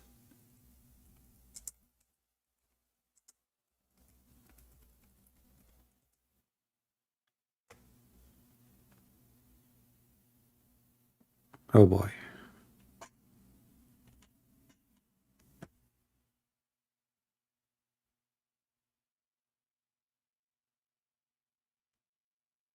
I'm trying to find the news, but all what I find the porn websites. Hold on.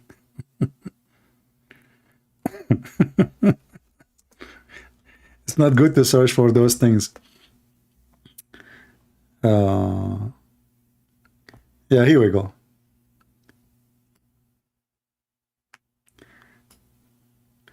Pakistan top search, sex search.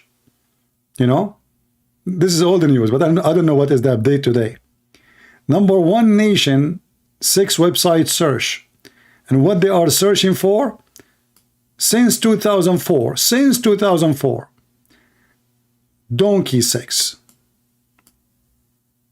That's so beautiful. I think all of them, they are doing scientific study about the emotion of donkeys. Oh boy. So let us go back to Yasser Kadhi from Pakistan. He can tell us he is expert with search and research. True, and this and that. And they'll bring issues, which I'm not going to mention explicitly, that you know are true because they're in your own books. They're not inventing anything new. They'll bring you riwayat and they'll bring you athar, and then you add to that very well-known issues of, I don't even want to be explicit. And then you bring on top of that makhtutat, and then. And it's very clear to you and to every single very advanced student and specialist that the standard narrative has holes in it. The standard narrative has holes. The Quran is a hole. Muhammad have tons of holes. So not only the Quran is full of a stupid story. If we assume that the Quran is preserved, the Quran is not even qualified to be a Mickey Mouse book. So how we can even say that this is a preserved in the book of God when this book is so stupid? The standard narrative have holes. That is a sentence people will remember for long. Actually, this guy, nobody remember his name no more. If you go right now, you type in Google, the standard narrative, right away Google, right away will suggest to you the word holes. This is how much this video have an impact thanks to Mimi Hijab. To the point it become like the most popular word. True, and this and that. And they'll bring issues, which I'm not going to mention explicitly, that you know are true because they're in your own books. They're not inventing anything new. They'll bring you riwayat and they'll bring you athar, and then you add to that very well-known issues of, I don't even want to be explicit. And then you bring on top of that makhtutat, and then. And it's very clear to you and to every single very advanced student and specialist that the standard narrative has holes in it. That's what I'm going to say. The standard narrative does not answer some very pressing questions. These are now well known within the Western Academy, that they're bringing forth issues. Their level of now knowledge is leaps and bounds above what it used to be, 100 years ago. What is happening in the last few years is not me anymore. It's the Western academics. These problems are now becoming mainstream. And by and large, our ulama in the Eastern world are not aware. How the Muslim scholar respond to this? Listen carefully. How the Muslim scholar responds to a serious academic study. Listen carefully what they do. By and large, of what's going on in the Western side of things.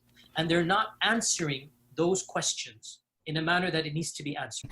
Then Muhammad Hijab has him on again.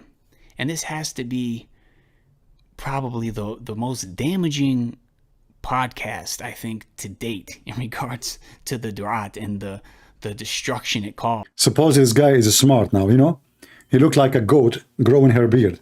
So this is damaging. I mean, any video of you is damaging, you stupid. If I play any of your videos, people would die laughing at you. But supposedly now, Muhammad Hijab is the one who did damage, not me. Because, by the way, they keep attacking each other. They keep stabbing each other in their back. This is Islamic nature. Yeah, tell us what maybe Hijab he did. This damaging, they brought him. Yeah, you don't do that, don't you? He goes on to Muhammad Hijab's platform and starts giving the preservation of the Quran question.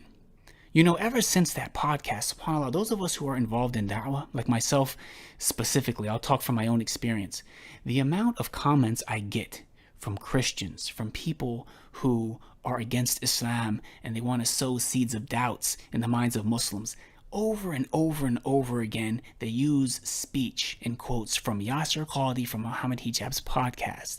We don't, but now we are using your stupid. See, they don't use his quote. We use only Mimi Hijab and Yasser Qadhi. So what are you, stupid idiot? The Yasser Qadhi, the problem is that the academic people, they are using the quote of your prophet and his companion, you idiot. So instead of refuting the issue, addressing the issue, they are attacking the person who shared the truth. Do you see how stupid they are? Your scholar, he mentioned names. He mentioned that the most close companion to Muhammad himself was almost going to leave Islam. This is a documented story. So what the Muhammadan they try to do? They always try to duct tape. And when one of them, he say the truth by mistake, not because they're honest, they try to put him down in order to save Muhammad. To try and do that. It's like every single day on social media. The reason I embraced Islam fundamentally in the very beginning was because I saw that the Bible wasn't preserved. You see, he saw the Bible wasn't preserved. This is why he embraced Islam. But if we go in the Quran, in 2 seconds we will find that the Quran confirming the Bible. He saw the Bible not preserved. Okay, how a book came 600 years after Jesus can confirm to you the Bible or not? I mean, are you stupid or what? Muhammad, who came 600 years after Jesus, he can tell you what Jesus said.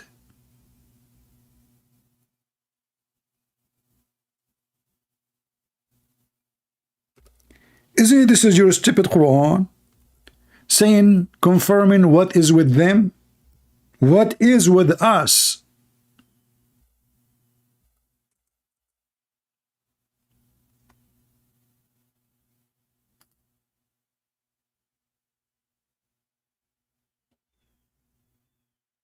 What is what?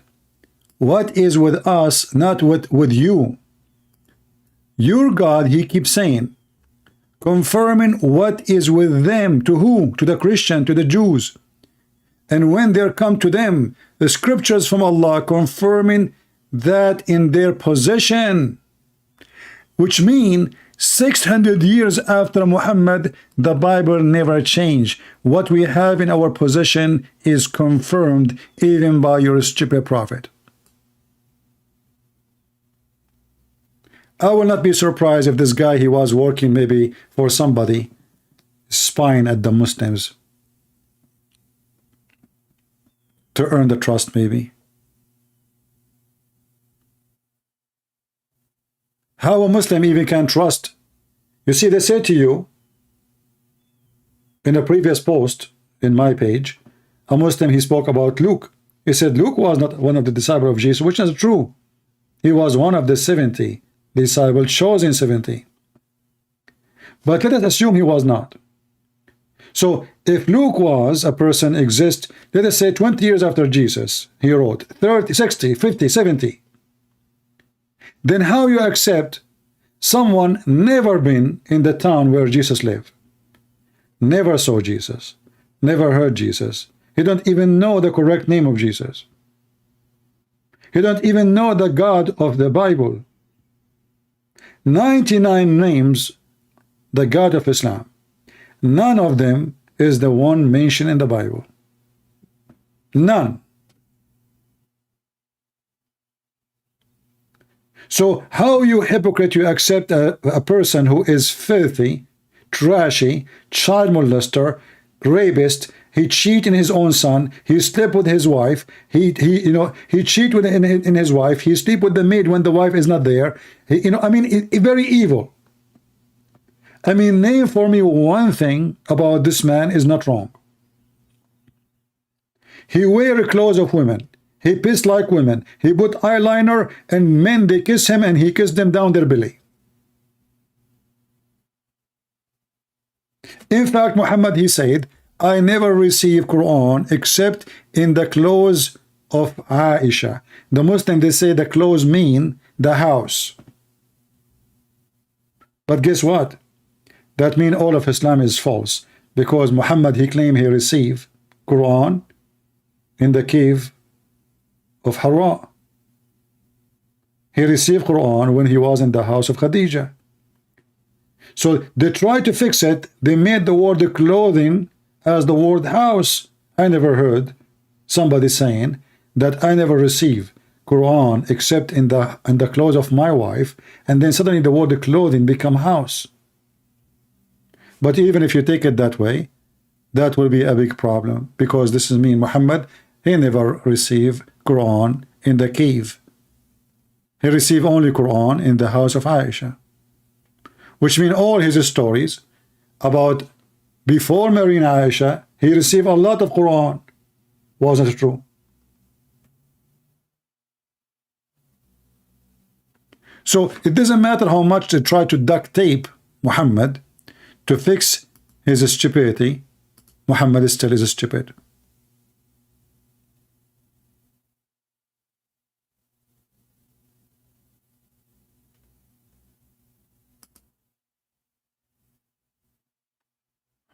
Do we have any Muhammadan?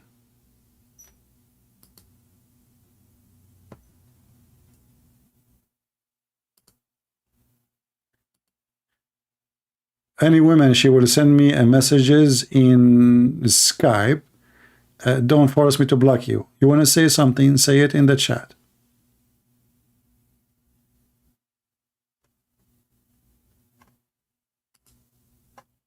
Only Muslim can text me in Skype, unless I say Christians can call me. And then you can text me so I can call you. Do we have any Muhammadan?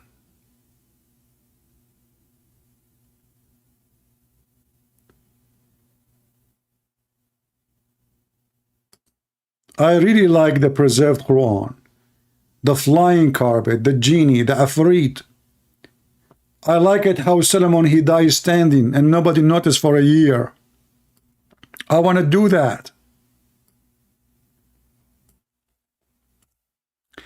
I will hold a stick in the front of my house and I will die standing.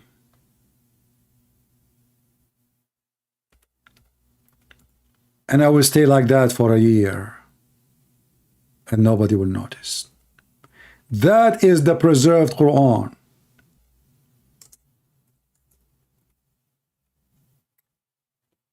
Genie, Afrit, diving for Solomon, getting him jewelries.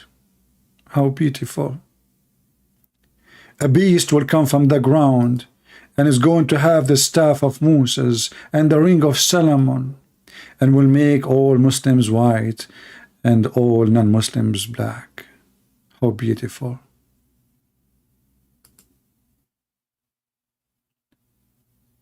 I will be black finally.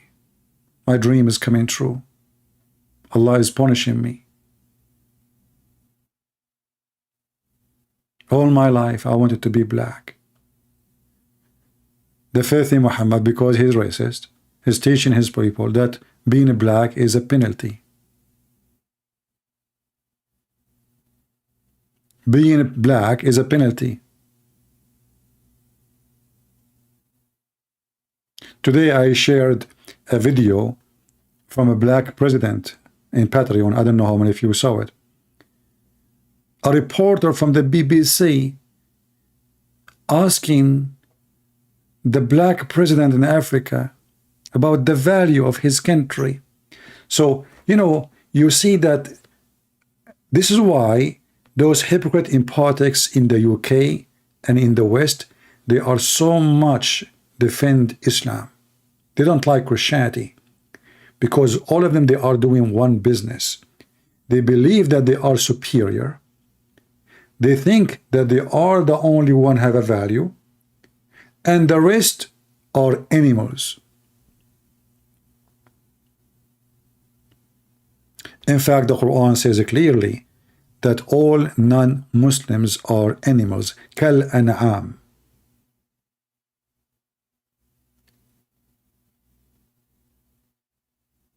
There's a video of a guy in YouTube. His name is Dawa something, I forgot his name. He stands and there's behind him a bunch of cows.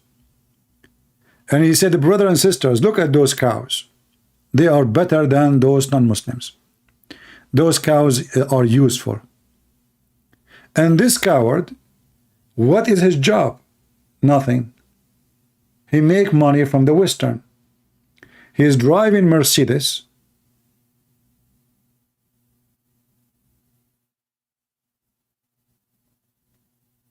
Holding a phone made by the kuffar. Even his clothing is made in China, I'm sure. And he is saying, look at them.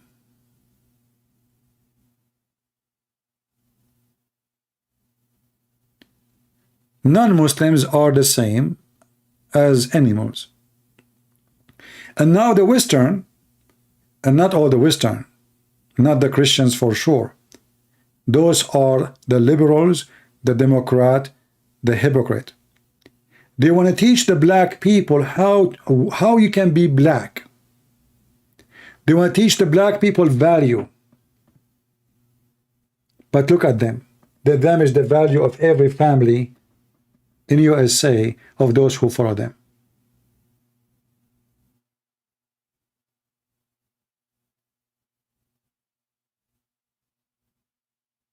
They promote sex without marriage. They promote religion should be banned. They promote that Bible should not be taught. They promote that God should not be mentioned. After all the promotion they did in their territories, what we have? Go to Chicago. Go to New York. Go to Philadelphia. You will see cities of zombies. Theft, crimes, single mothers everywhere. No child have a father to take care of him. They are practicing Islam literally. And I find them very much similar to Islamic society. The man is sleeping around, the woman doing whatever she wants.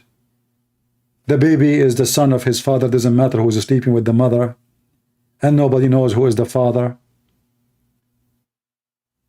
Zero ethic, go steal, promoting theft, promoting crimes, and then when something happened, they blame the Christians.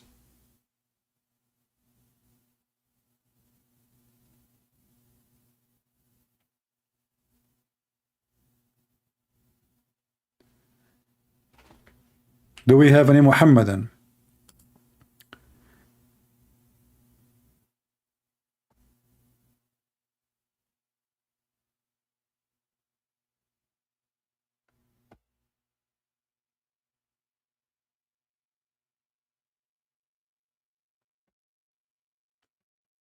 Anyone?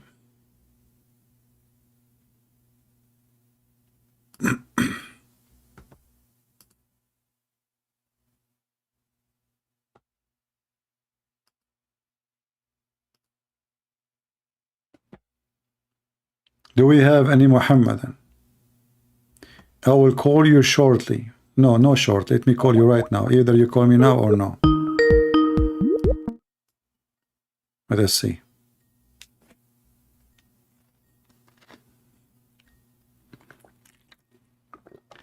If you don't answer, I will block him.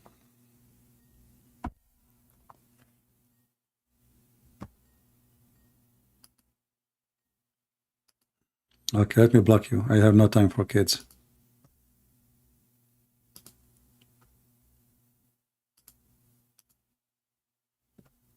Mayday, Mayday. Any Muhammadan dare to call me? Any Muhammadan dare to call me? You know, and Joe Biden, he issued a warning to Uganda because they have a law against gays. Did you ask yourself why this guy did not want to put sanctions? He said he want to put sanctions over this country because they made a law against gays. How come you don't put sanctions over Qatar, Saudi Arabia, Pakistan, all those countries, Egypt, etc.? Do you see how they treat the black people? Do you see how the Democratic Party in USA, the one who claimed to be the party of immigrant and the one who defend the black, they abuse black people and they use them. They abuse them and they use them. They fool them, make them think that we are the one who defend you. In fact, they are the slaves owners. The one, if you go in history, you will see that the one was fighting for freeing the slavery, ending the slavery in USA, it was the Republican. The one was fighting to keep the slaves, it was the Democrat. The Democrat Party is like the devil. He changed his color. Yesterday they are slaves owners, today they are slaves defenders. But in reality, they don't care for you. You know, the lady who started the Black Lives Matter, she collected millions and millions of dollars. And then she took the money and she bought a house between the white people.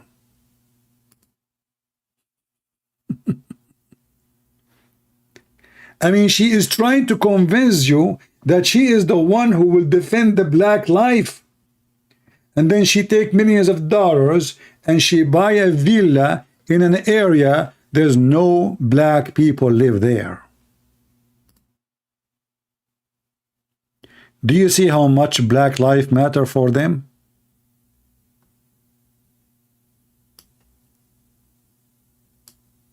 And now, after all the donation, they are filing for bankruptcy. The money is gone. The same as Nancy Pelosi. She speak about we support immigrant. The second immigrant, they come to her house, she called the police.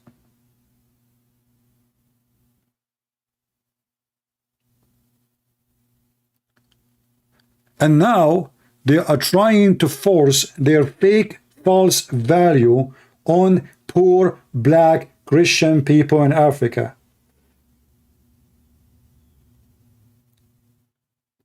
And because they are supremacists, they think that those black people, they have no value. We are the one who will teach them what value is.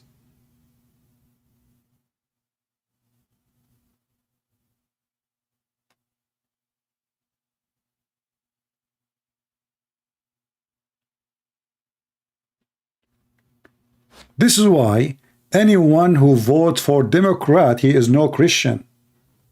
Because when you vote for Democrat, you vote for baby killing. You vote for homosexuality.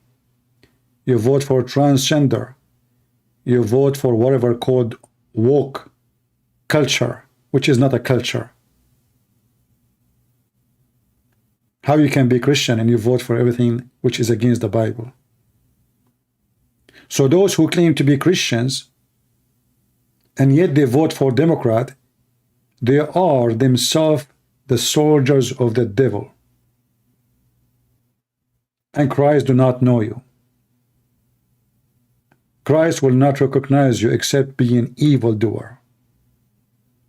The Lord, he says, not everyone says to me, Lord, Lord, will enter the kingdom of my Father, but the one who does his will. So you call yourself George, you call yourself Michael, you call yourself whatever you want to call yourself. Your name doesn't count. Your cross on your chest doesn't count. Your act count. From their fruits you shall know them. And everyone will go where he belongs.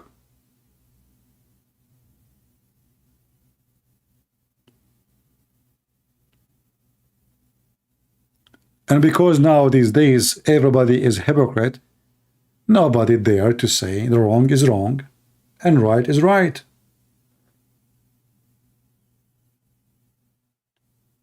It is time for us as a Christians to take a stand. Enough is enough.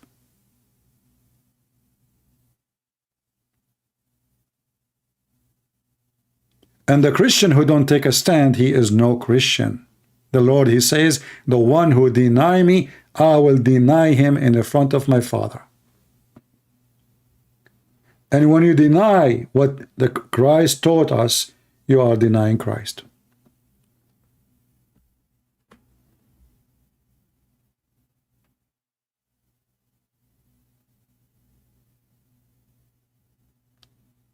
God is good, my friend, and always we will have victory, no matter who is on charge of government. No government can silence us. You know, the Roman, they tried before you heavily. They fed us to dogs and beasts. They crucified our church fathers one by one. And this is telling you how much truthful they are. Just deny the Lord and you go. We will not feed you to the beast. Just say, I don't want to be Christian. Say it. And this is why when the Mohammedan, they say, the Christian, they change their book. Who in the world want to believe in such a garbage? Those people, even the stupid Quran, is speaking about a story, supposedly it happened almost in the time of Muhammad, that a Jewish king came to Yemen and he occupied Christian towns and cities. And he asked the Christians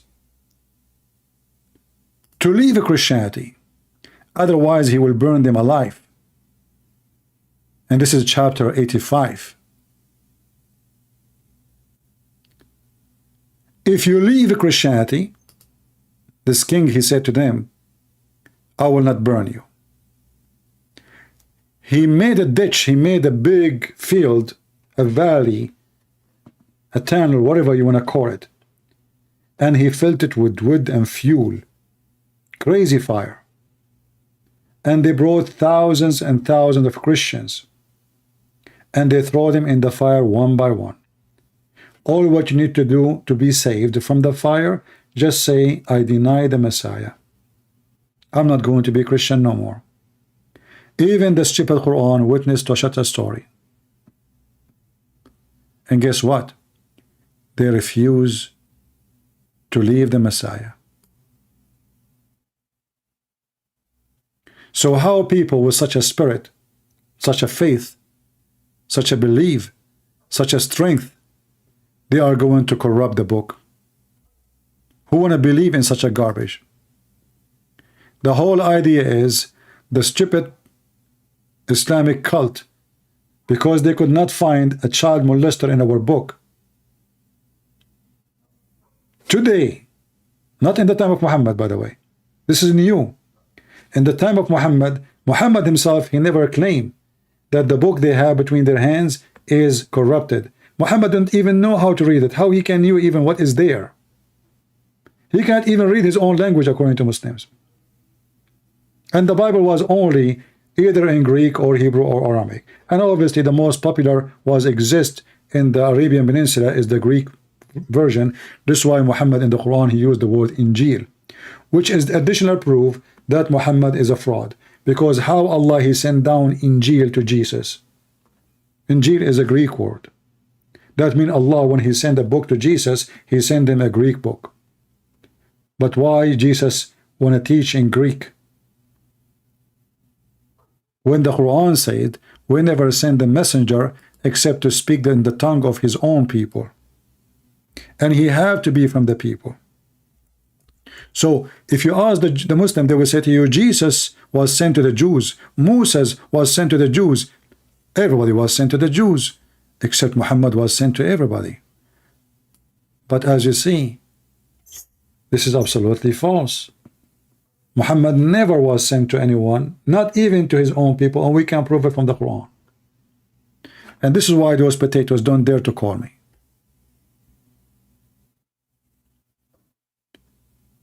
Do we have any brave Muslim he dare to call me?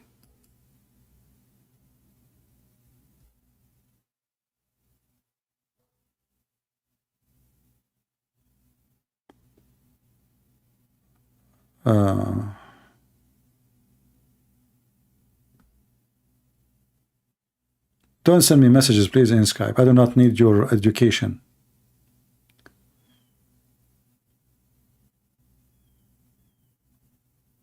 Can you tell me who wrote the Quran? Nobody knows who wrote the Quran. There's nothing is called Quran written. Quran is a collection of stories. Even the Muslims, they agree that the Quran is collected. So who wrote the Quran? Nobody knows. There's no book is called Quran. Never exist. Actually, until now, there's no book. They don't even have a single copy from the time of the so-called Uthman. What they claim that they have a recitation, not a book, of a guy, his name is Hafs. Which mean the Muslims, they claim that they learned a recitation of a person, his name is Hafs, not a book. He never gave them a book.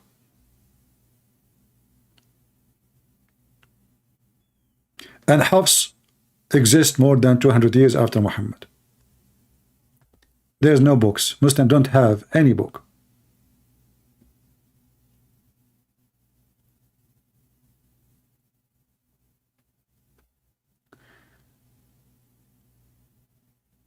Do we have any Muhammadan who would like to call us?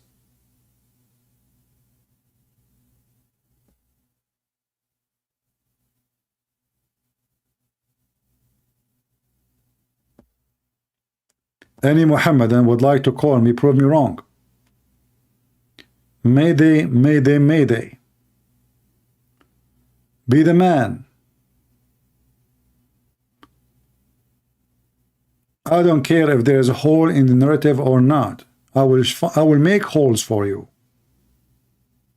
Who can take the challenge? They go in the street and they try to speak to people who knows nothing about Islam. Do you know that Prophet Muhammad was the most merciful? You really?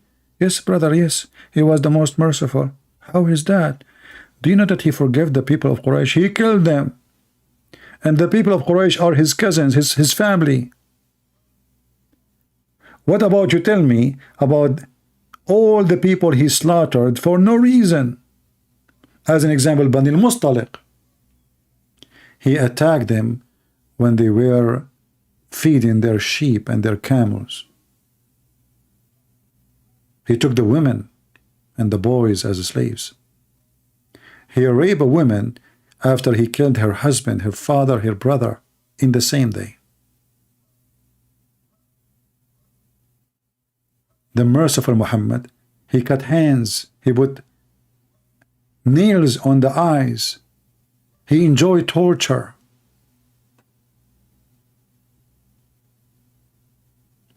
Do you see how merciful he is?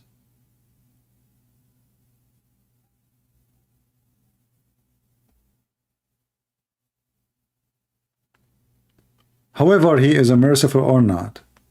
The Quran is laughable, it is stupid, and we prove it as you see. The God who is quoting the ant. The ant she said, the bird he said, Solomon he said. So the ant she said to the bird, and the bird says to the ant, and Solomon says to the bird, and the bird he said to Solomon, and then the ant she spoke to Solomon. And you know what is funny? That the ant, when she said to the ants, hide, otherwise Solomon will crush you, Solomon, he called the ant to be brought to the court. Can you believe it?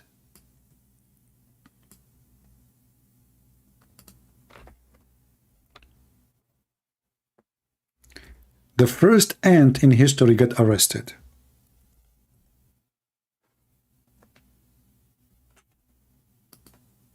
Why?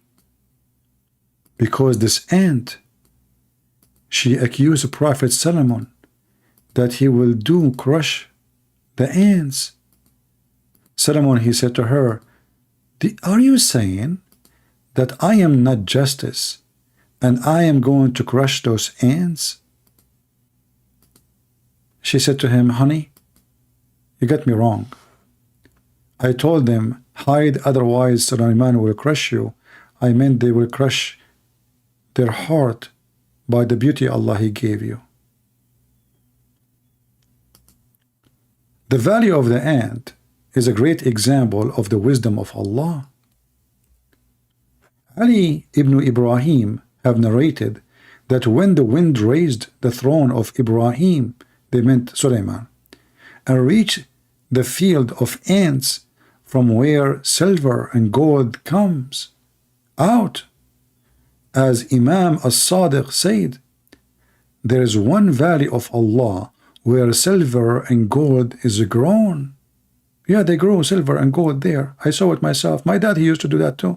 You know, we used to put zucchini in the ground and then we got back silver. True story.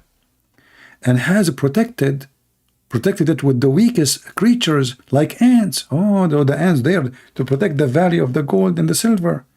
And if a powerful army went to enter it, it cannot go to do so. Why? Because the ant, brother, they will attack your army. I mean, imagine you have an army and there's ants. Who can win? We know who's going to win. Ants. Ibn Babura said, according to reliable, look, you see the word reliable? Brother, this is reliable, trustworthy. Chain of narrators narrates from the Imam as-Sadiq that when an ant conversed with others, the wind took their conversation to Sulaiman. At the time when he was on the air. So Sulaiman is flying with the F-35 in the speed of wind, and then the wind carried the voice of the ant, and then Sulaiman asked the strong wind to stop, you know, break. The flying carpet stopped in the middle of the air, and he called out the ant, "Ant, come here." And imagine you are an ant now called by King Sulaiman. You can imagine the feet of the ant. You can imagine she is shivering from fear. You know, put yourself in her feet, you know. You are an ant and called by Sulaiman himself. He stopped the flying carpet on the air. The ant came to Sulaiman. He said to who? To the ant. "Don't you know that I am a prophet of Allah? And I do not oppress anybody." Yeah, Muslims don't oppress anybody. Just they kidnap your wife, they rape her, they rape your children, they take your money, they take your land, they take your jewelries, they torture you to tell you where's the money, but they don't oppress you. And they force you to convert to Islam. But there's no oppression. And said, yes, I know, Sulaiman. So Sulaiman said, "Then why did you scare others from me and order them to enter their holes?" Holes in the narrative again. And said, I was scared that when their vision falls on you, they will become fascinated. What the heck? At the beauty of his Lord, you know. The ant, see, Prophet Solomon, he got the ant wrong. She was afraid that when the ant they see Suleiman, they will start touching themselves and masturbate. It's so sexy. Especially all those ants are females. She said, honey, you got it wrong. I don't mean you will crush them, literally. But you will crush their heart, those females, single females. You know, as you know, we have only one queen. What is the boys? The boys, they went to do jihad. And then they see you in the top of the flying carpet. The most, you know, like there's special attraction between cars and females. At that time, there's no cars.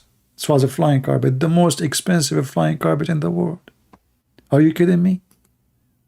So the ants, she said, well, if they see, if their vision, if their eye fall on you, Suleiman, do you know what will happen to them? Do you know how hot you are? Can you handle the consequence of making all those women fornicate, thinking of you? And then Suleiman, he thought about it. Oh, okay. So she said, Suleiman, he said to her, okay. Who is more? The ant, she said to Suleiman, look at the debate, guys. I mean, do you see that this ant she is really skilled? Not only she speak to the ant, now she is speaking to Suleiman. The ant, she said to him, who is more honorable, you or your father? What the heck? This is a tricky question. Who is more honorable, you or your father Dawood, which means David? Suleiman said, my father is much more esteemed and honorable than me. The ant, she said, look here, this is, here is this, to see the skills of debate. The ant, she said, then why is it that your name has more alphabet than your father's name? Oof.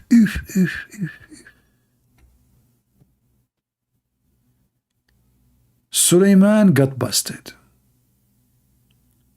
He said that his father is more honorable, but Suleiman did not notice that his name has more alphabet than the name of his father. How many of you, your name is longer than the name of your father? Give me one. If your name is longer than the name of your father, please give me one.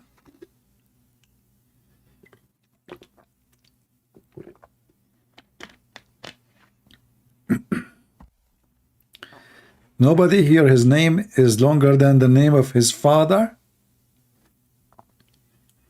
I know my voice takes some time to arrive to you. Okay. Look how many people now, their name is longer than the name of their father. Smash Allah, subhanallah. Okay, all of you are more honorable than your father. From now on, you go to your father right now, stand in front of him, and tell him, listen, Dad, who is more honorable, you or me? He will say, son, I'm your father.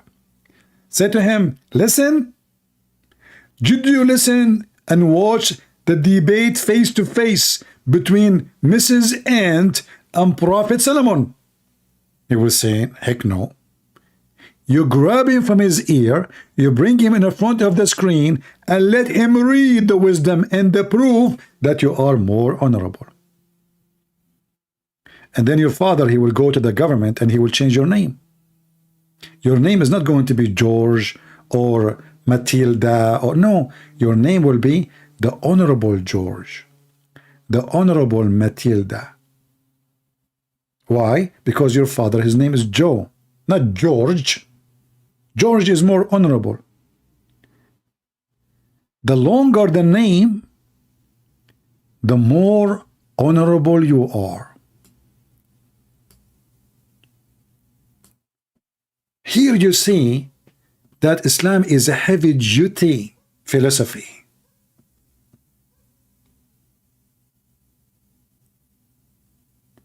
Islam not only just a religion from God. It touch your testicles first by promising you a lot of virgins who obviously they are not. Because if Muhammad will be there, do you think he will get any virgin? Good luck. He touched your stomach by promising you banana. Have you ever heard of a God? He speak about banana. He promised us banana in heaven. I mean, this Allah, he thought about everything. So how come there's no coconut? A river of wine, he want us to be drunk. A river of milk, he want us to drink milk. A river, two spring of water. Brother, it's time for all of you to convert. Today you learned a lesson of wisdom from the ant. Subhanallah.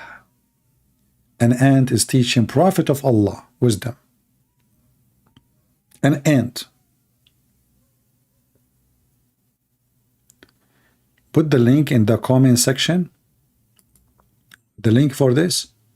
Always I show in the screen the title. You see, just search on your side here. Anytime you want to find something, freeze my screen. Type the exact like one line in Google, you will find it. The account of Suleiman, and this is an islam.org website. An account, so if you search in Google for this, you will find it. Or if you search for this. So even if you are, watching the video later, just type exactly the same word, or, type it, Google will help you.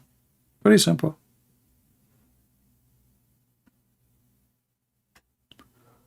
Do we have any Muslim would like to help us? Mayday, mayday.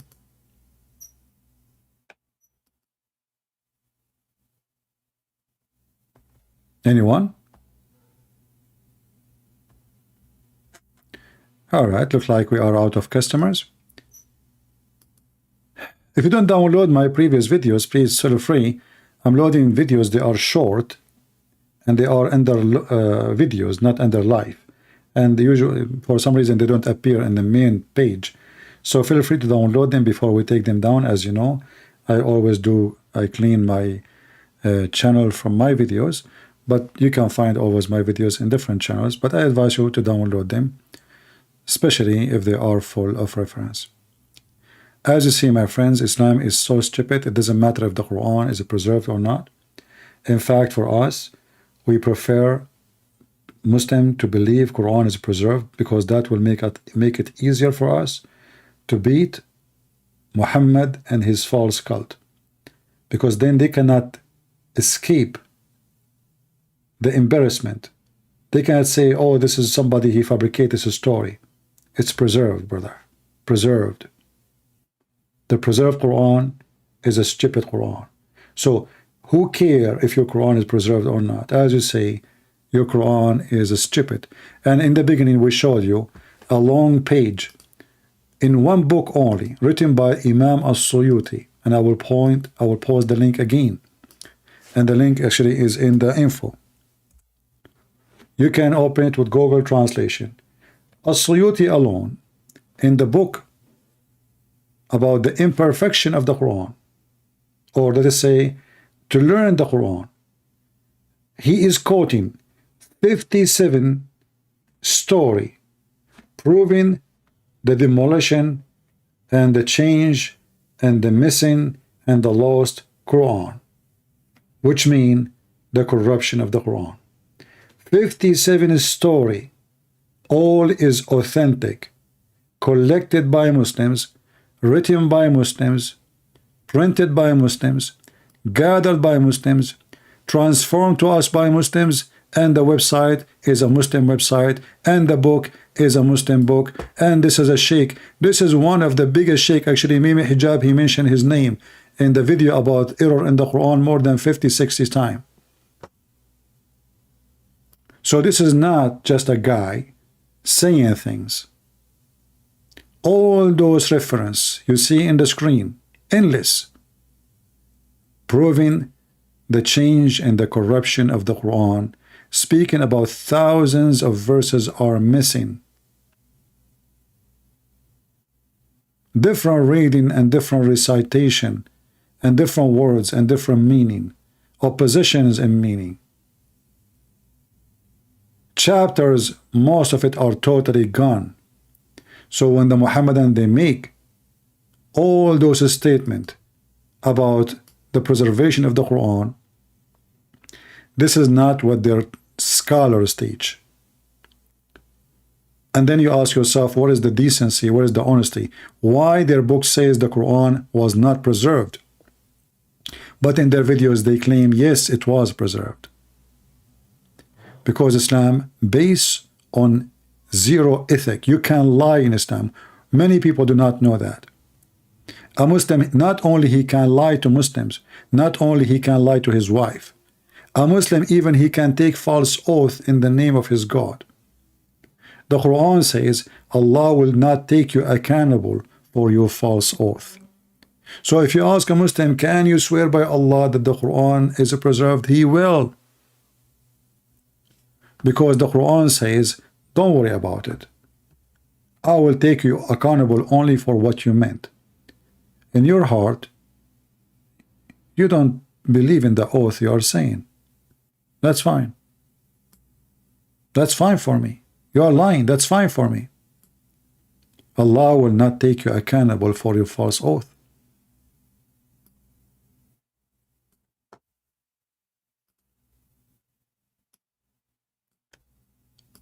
In chapter 3, verse number 28, even the Muslim, they have no shame to teach their children that you can speak to non-Muslims in a friendly way, saying to them that you are their friends, but your heart is dislike this.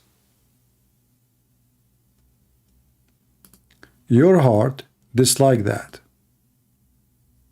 And if you are truthful to take them as a friend, if you are truthful to give them honor, if you are truthful to friendship and to be sincere in your friendship with them, if you do that, you have no honor in Islam.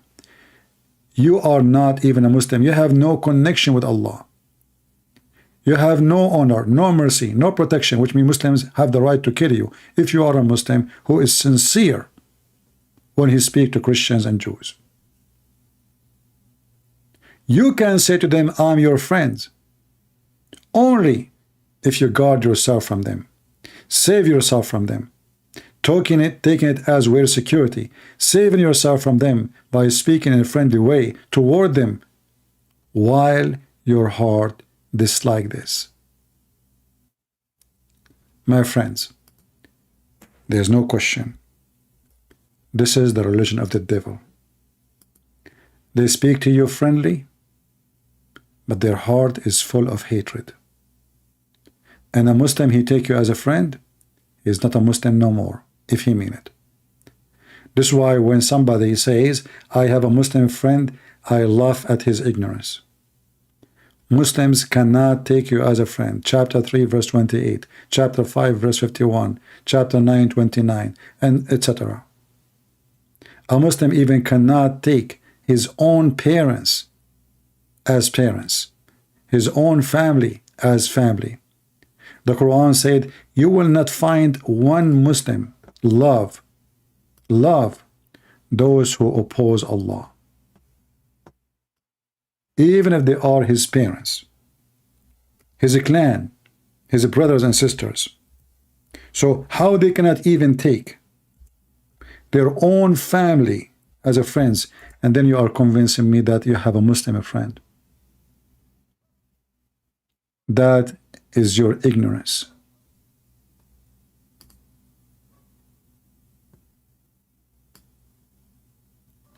You will not find folk who believe in Allah and the last day loving those who oppose Allah and His Messenger. The Muslim, they might say to you, oh, those are waging war. No. Anyone who don't believe in Islam, he is opposing Allah and His Messenger. Anyone. Islam teach that the earth is divided between the land of war and the land of peace. And the land of war is any land don't accept Islam. They are an enemy, we have to conquer them. You will not find one person is loving, even to their family. This is a pure satanic cult. The Muhammadan they follow have nothing to do with God. Our Lord, our Savior, he said, love your enemy, bless those who curse you. This religion saying everything evil, trying to spread hatred, bloodshed, killing between mankind. Even the Quran make it so clear in chapter 5 verse 14 that Allah will spread hatred and enmity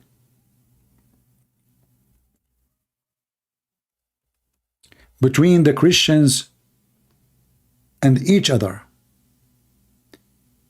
And the same he said to the Jews in chapter 5 verse number 64.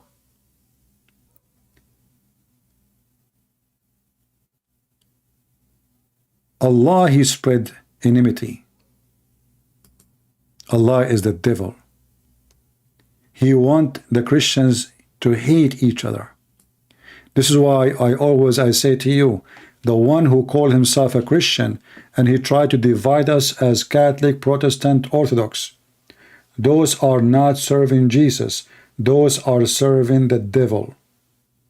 That devil, literally. Those who divide the Christians are not priests. The verse in front of you. This is a statement coming from the mouth of the devil himself. I will spread hatred and enmity between the Christians until the day of judgment. If Christ, he order us to love even our enemies, how we can hate our brothers and sisters in Christ? Doesn't matter what church they belong to. Even if somebody is wrong, you correct him, you don't hate him. You correct him, you don't hate him. You don't throw rocks at him. Don't play God. Give to God what God do, and do what you need to do. So I say to you, anyone he contribute in division between the Christians, he is serving the devil Muhammad. You don't believe me? It's in front of you. This is his plan. The plan is open. It's not a secret. It's in front of your face.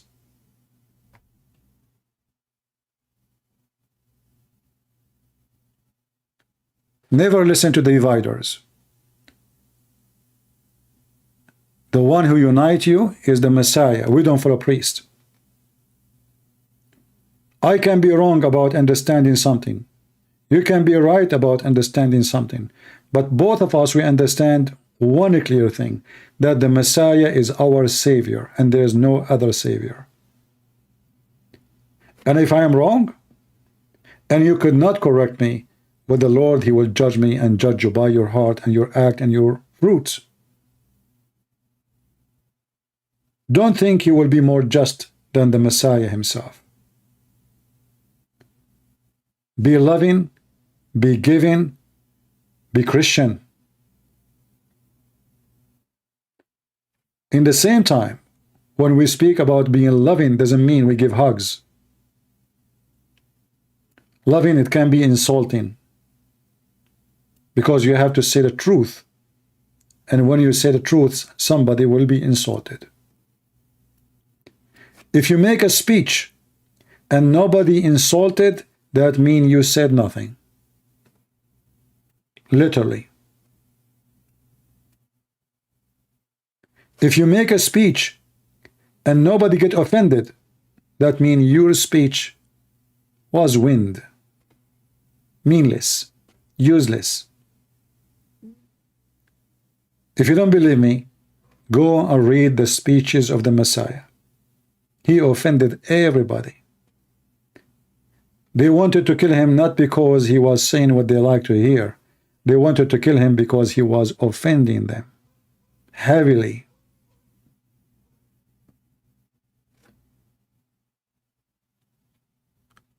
The one who don't offend, he spoke nothing, he said nothing, he did nothing. Because he is being obviously perfectly correct. When you are perfectly correct, that means you are just a hypocrite man. You change your words by changing location and time and date. So if today time they speak against this group, you go against it. Tomorrow this group is good, we go with it. This is exactly, by the way, what Islamic religion teach and practice.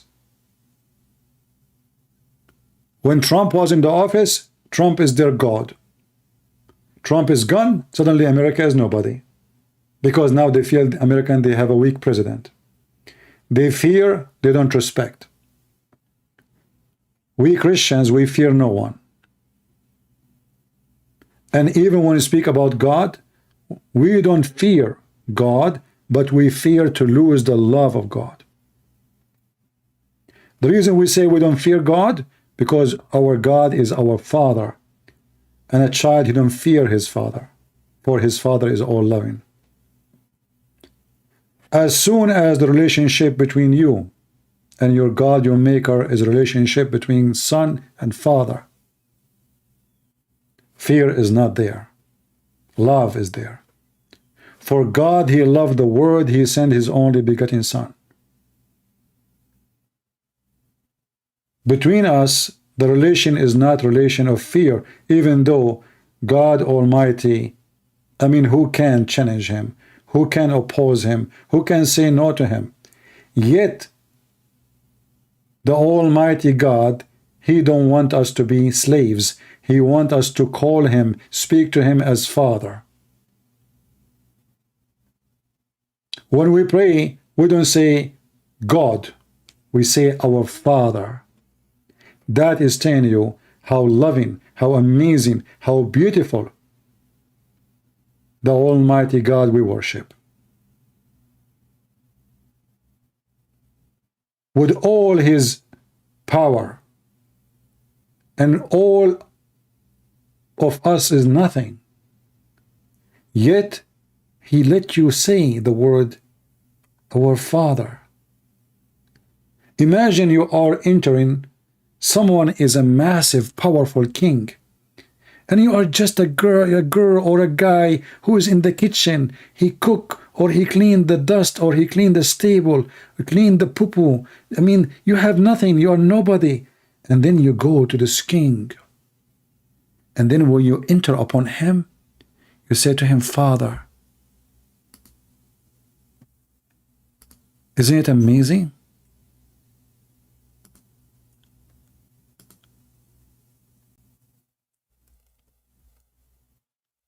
You don't call him God. You say, Father. How loving. How beautiful. How special.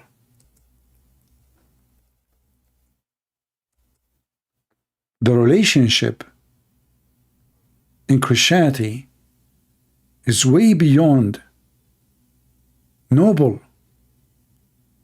We cannot compare it to the satanic cult of Muhammad, where everybody is a slave of everybody. It's a chain of slavery.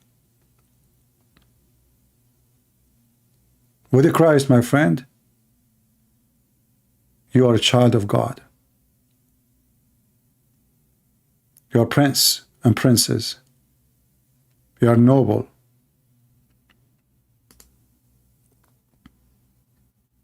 Even though you are nobody.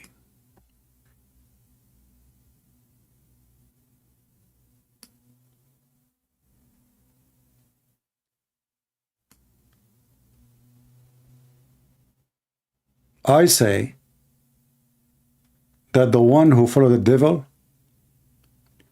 they will join him in his heaven, and that is the devil heaven, which is nothing but hell, where he promised you his casino, sex with boys and children and women, sperm, semen flying on the air, 70 years orgasm, non-stop sex.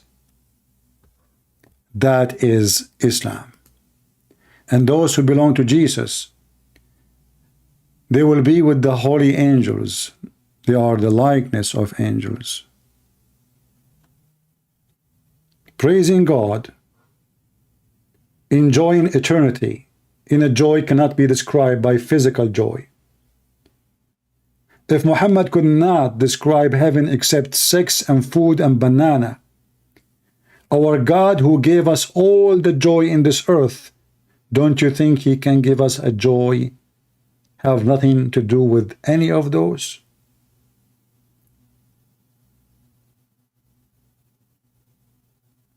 God Almighty, heaven is not a pimp house. Even when God, he created Adam and Eve, he created one man, one woman. So if the purpose is man and women, then should be man and women, not man and hundreds of thousands of women. In the heaven of Islam, there is slaves. Well, if in heaven there is no justice, it is the same as the earth. You ask the Muslims, who are those slaves? They will say to you, God created them to serve you. 80,000 little boys. Well, this God is disgusting. And the one who enjoy 80,000 little boys serving him for eternity is more disgusting. For this is not godly behavior. What is the guilt of those boys to be my slaves? What is the guilt of those women to be my sex slaves? What kind of heaven this heaven is? Muhammad, he tried to tempt you by sex and money and food. Jesus, he invites you by love and giving and sacrifice. He loves you. He gave you. He sacrificed himself to you.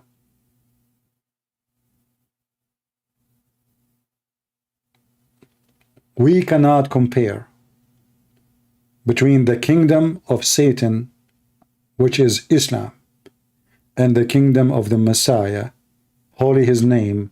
As we speak of him, he is now listening to us. He said, every two of you talking about me, I will be in the middle. Allah cannot even hear the Muslims. He come every third part of the night to ask who is praying. Jesus, you speak of him anytime. He is listening. Knock, and I will answer you. I will open for you. That is my Lord. Who is yours, Muslims? The one who promised Muhammad the power of 4,000 men for sex? Is Muhammad God collecting horses, animals, or human in his heaven? Why Muhammad have the power of 4,000 men in sex? Is that the ID and the proof that you are good? Here you see the difference. With the Messiah, your power is not the power of sex. It is the power of love and sacrificing yourself. How loving, how giving you are. Not how selfish you are. Because even when you think about sex, you think about yourself. This is why in Islam there is no marriage. There is nikah, which means nothing but a contract of ifing. In Christianity, there is marriage, and the marriage is the man and the woman, they enjoy each other by being united under God to make a family. not to share a bed. The bed is not the purpose. The family, which is love, is the purpose.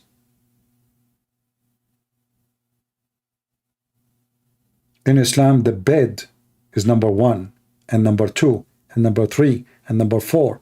And even their heaven, even their belief, even their prayer, even their salvation is just for the sake of the sex. It's not even for God.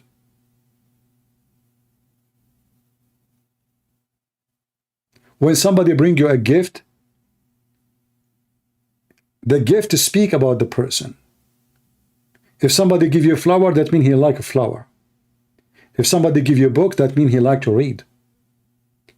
If somebody gave you porn, that means he love porn. So who is Allah? And why his gift is a porn? Unless he is the devil. And then you ask yourself, what is the gift? If I invited Jesus now to my birthday, which I never celebrate, if he come to me, or if I want to go to him, what gift he will give me and what gift I will give him? Why the Messiah did not promise me a lot of women for sex? The answer is very simple. From their fruits you shall know them. That is not the fruits of the Messiah. That is not the words of the Messiah. That is not the value, not the level.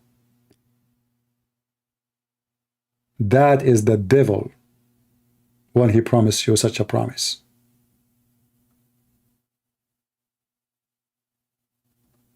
You give from what you have.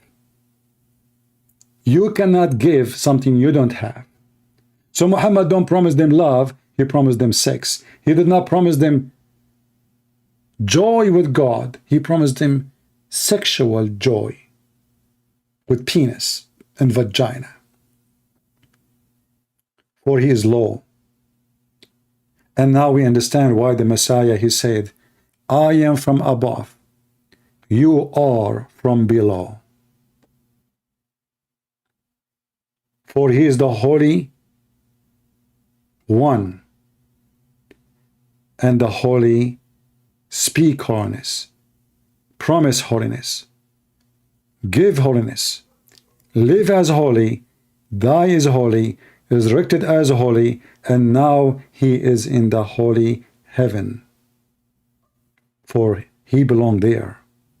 I am from above. Muhammad is from below. Below the below. He is from the west and down. All his religion is based from the west and down. No heart, no love, no compassionate with God. You don't even know God, you don't even care for God. You care only for sexual promises. If we take the sexual promises from Islam, there's nobody will be a Muslim. And this is why they exist. The sex, the food, the money, the gold, the silver, the wine are the only promises in heaven. Even the pillow. It's a casino. If there is no wine, there's no women, there's no gambling, there's no boys, there's no sex, nobody will go to the casino. So the casino owner, aka Allah, aka Muhammad, he knew what the customers want, so he promised them, whatever you want, in my casino, you will find. In the other hand, the Messiah, he don't have a casino. This is why those who will come to him, they will be unique. They are not people interested in money, neither in sex and penises and vagina worship. They are interested to live with the Holy Lord, and they trust him that he can give them a joy which cannot be compared to anything, have nothing to do with sex, have nothing to do with food, have nothing to do with money. The joy of being with the Lord for eternity Nobody can explain, because the one who created us, he can create something better of us and for us. So my friends, my family, listen not to the devil. We expose him every day. And as you see, they are cowards to call me. They will call you only if you know nothing, if you have zero education about Islam, if you are a person who do not even know your gospel. Only then they will be happy to debate you. The second they see someone will bring tsunami, distress and disaster to their God and their false prophet, they disappear from the atmosphere. Thank you all for being here. May the Lord bless you. And this is your brother Christian Prince, was serving you humbly for today.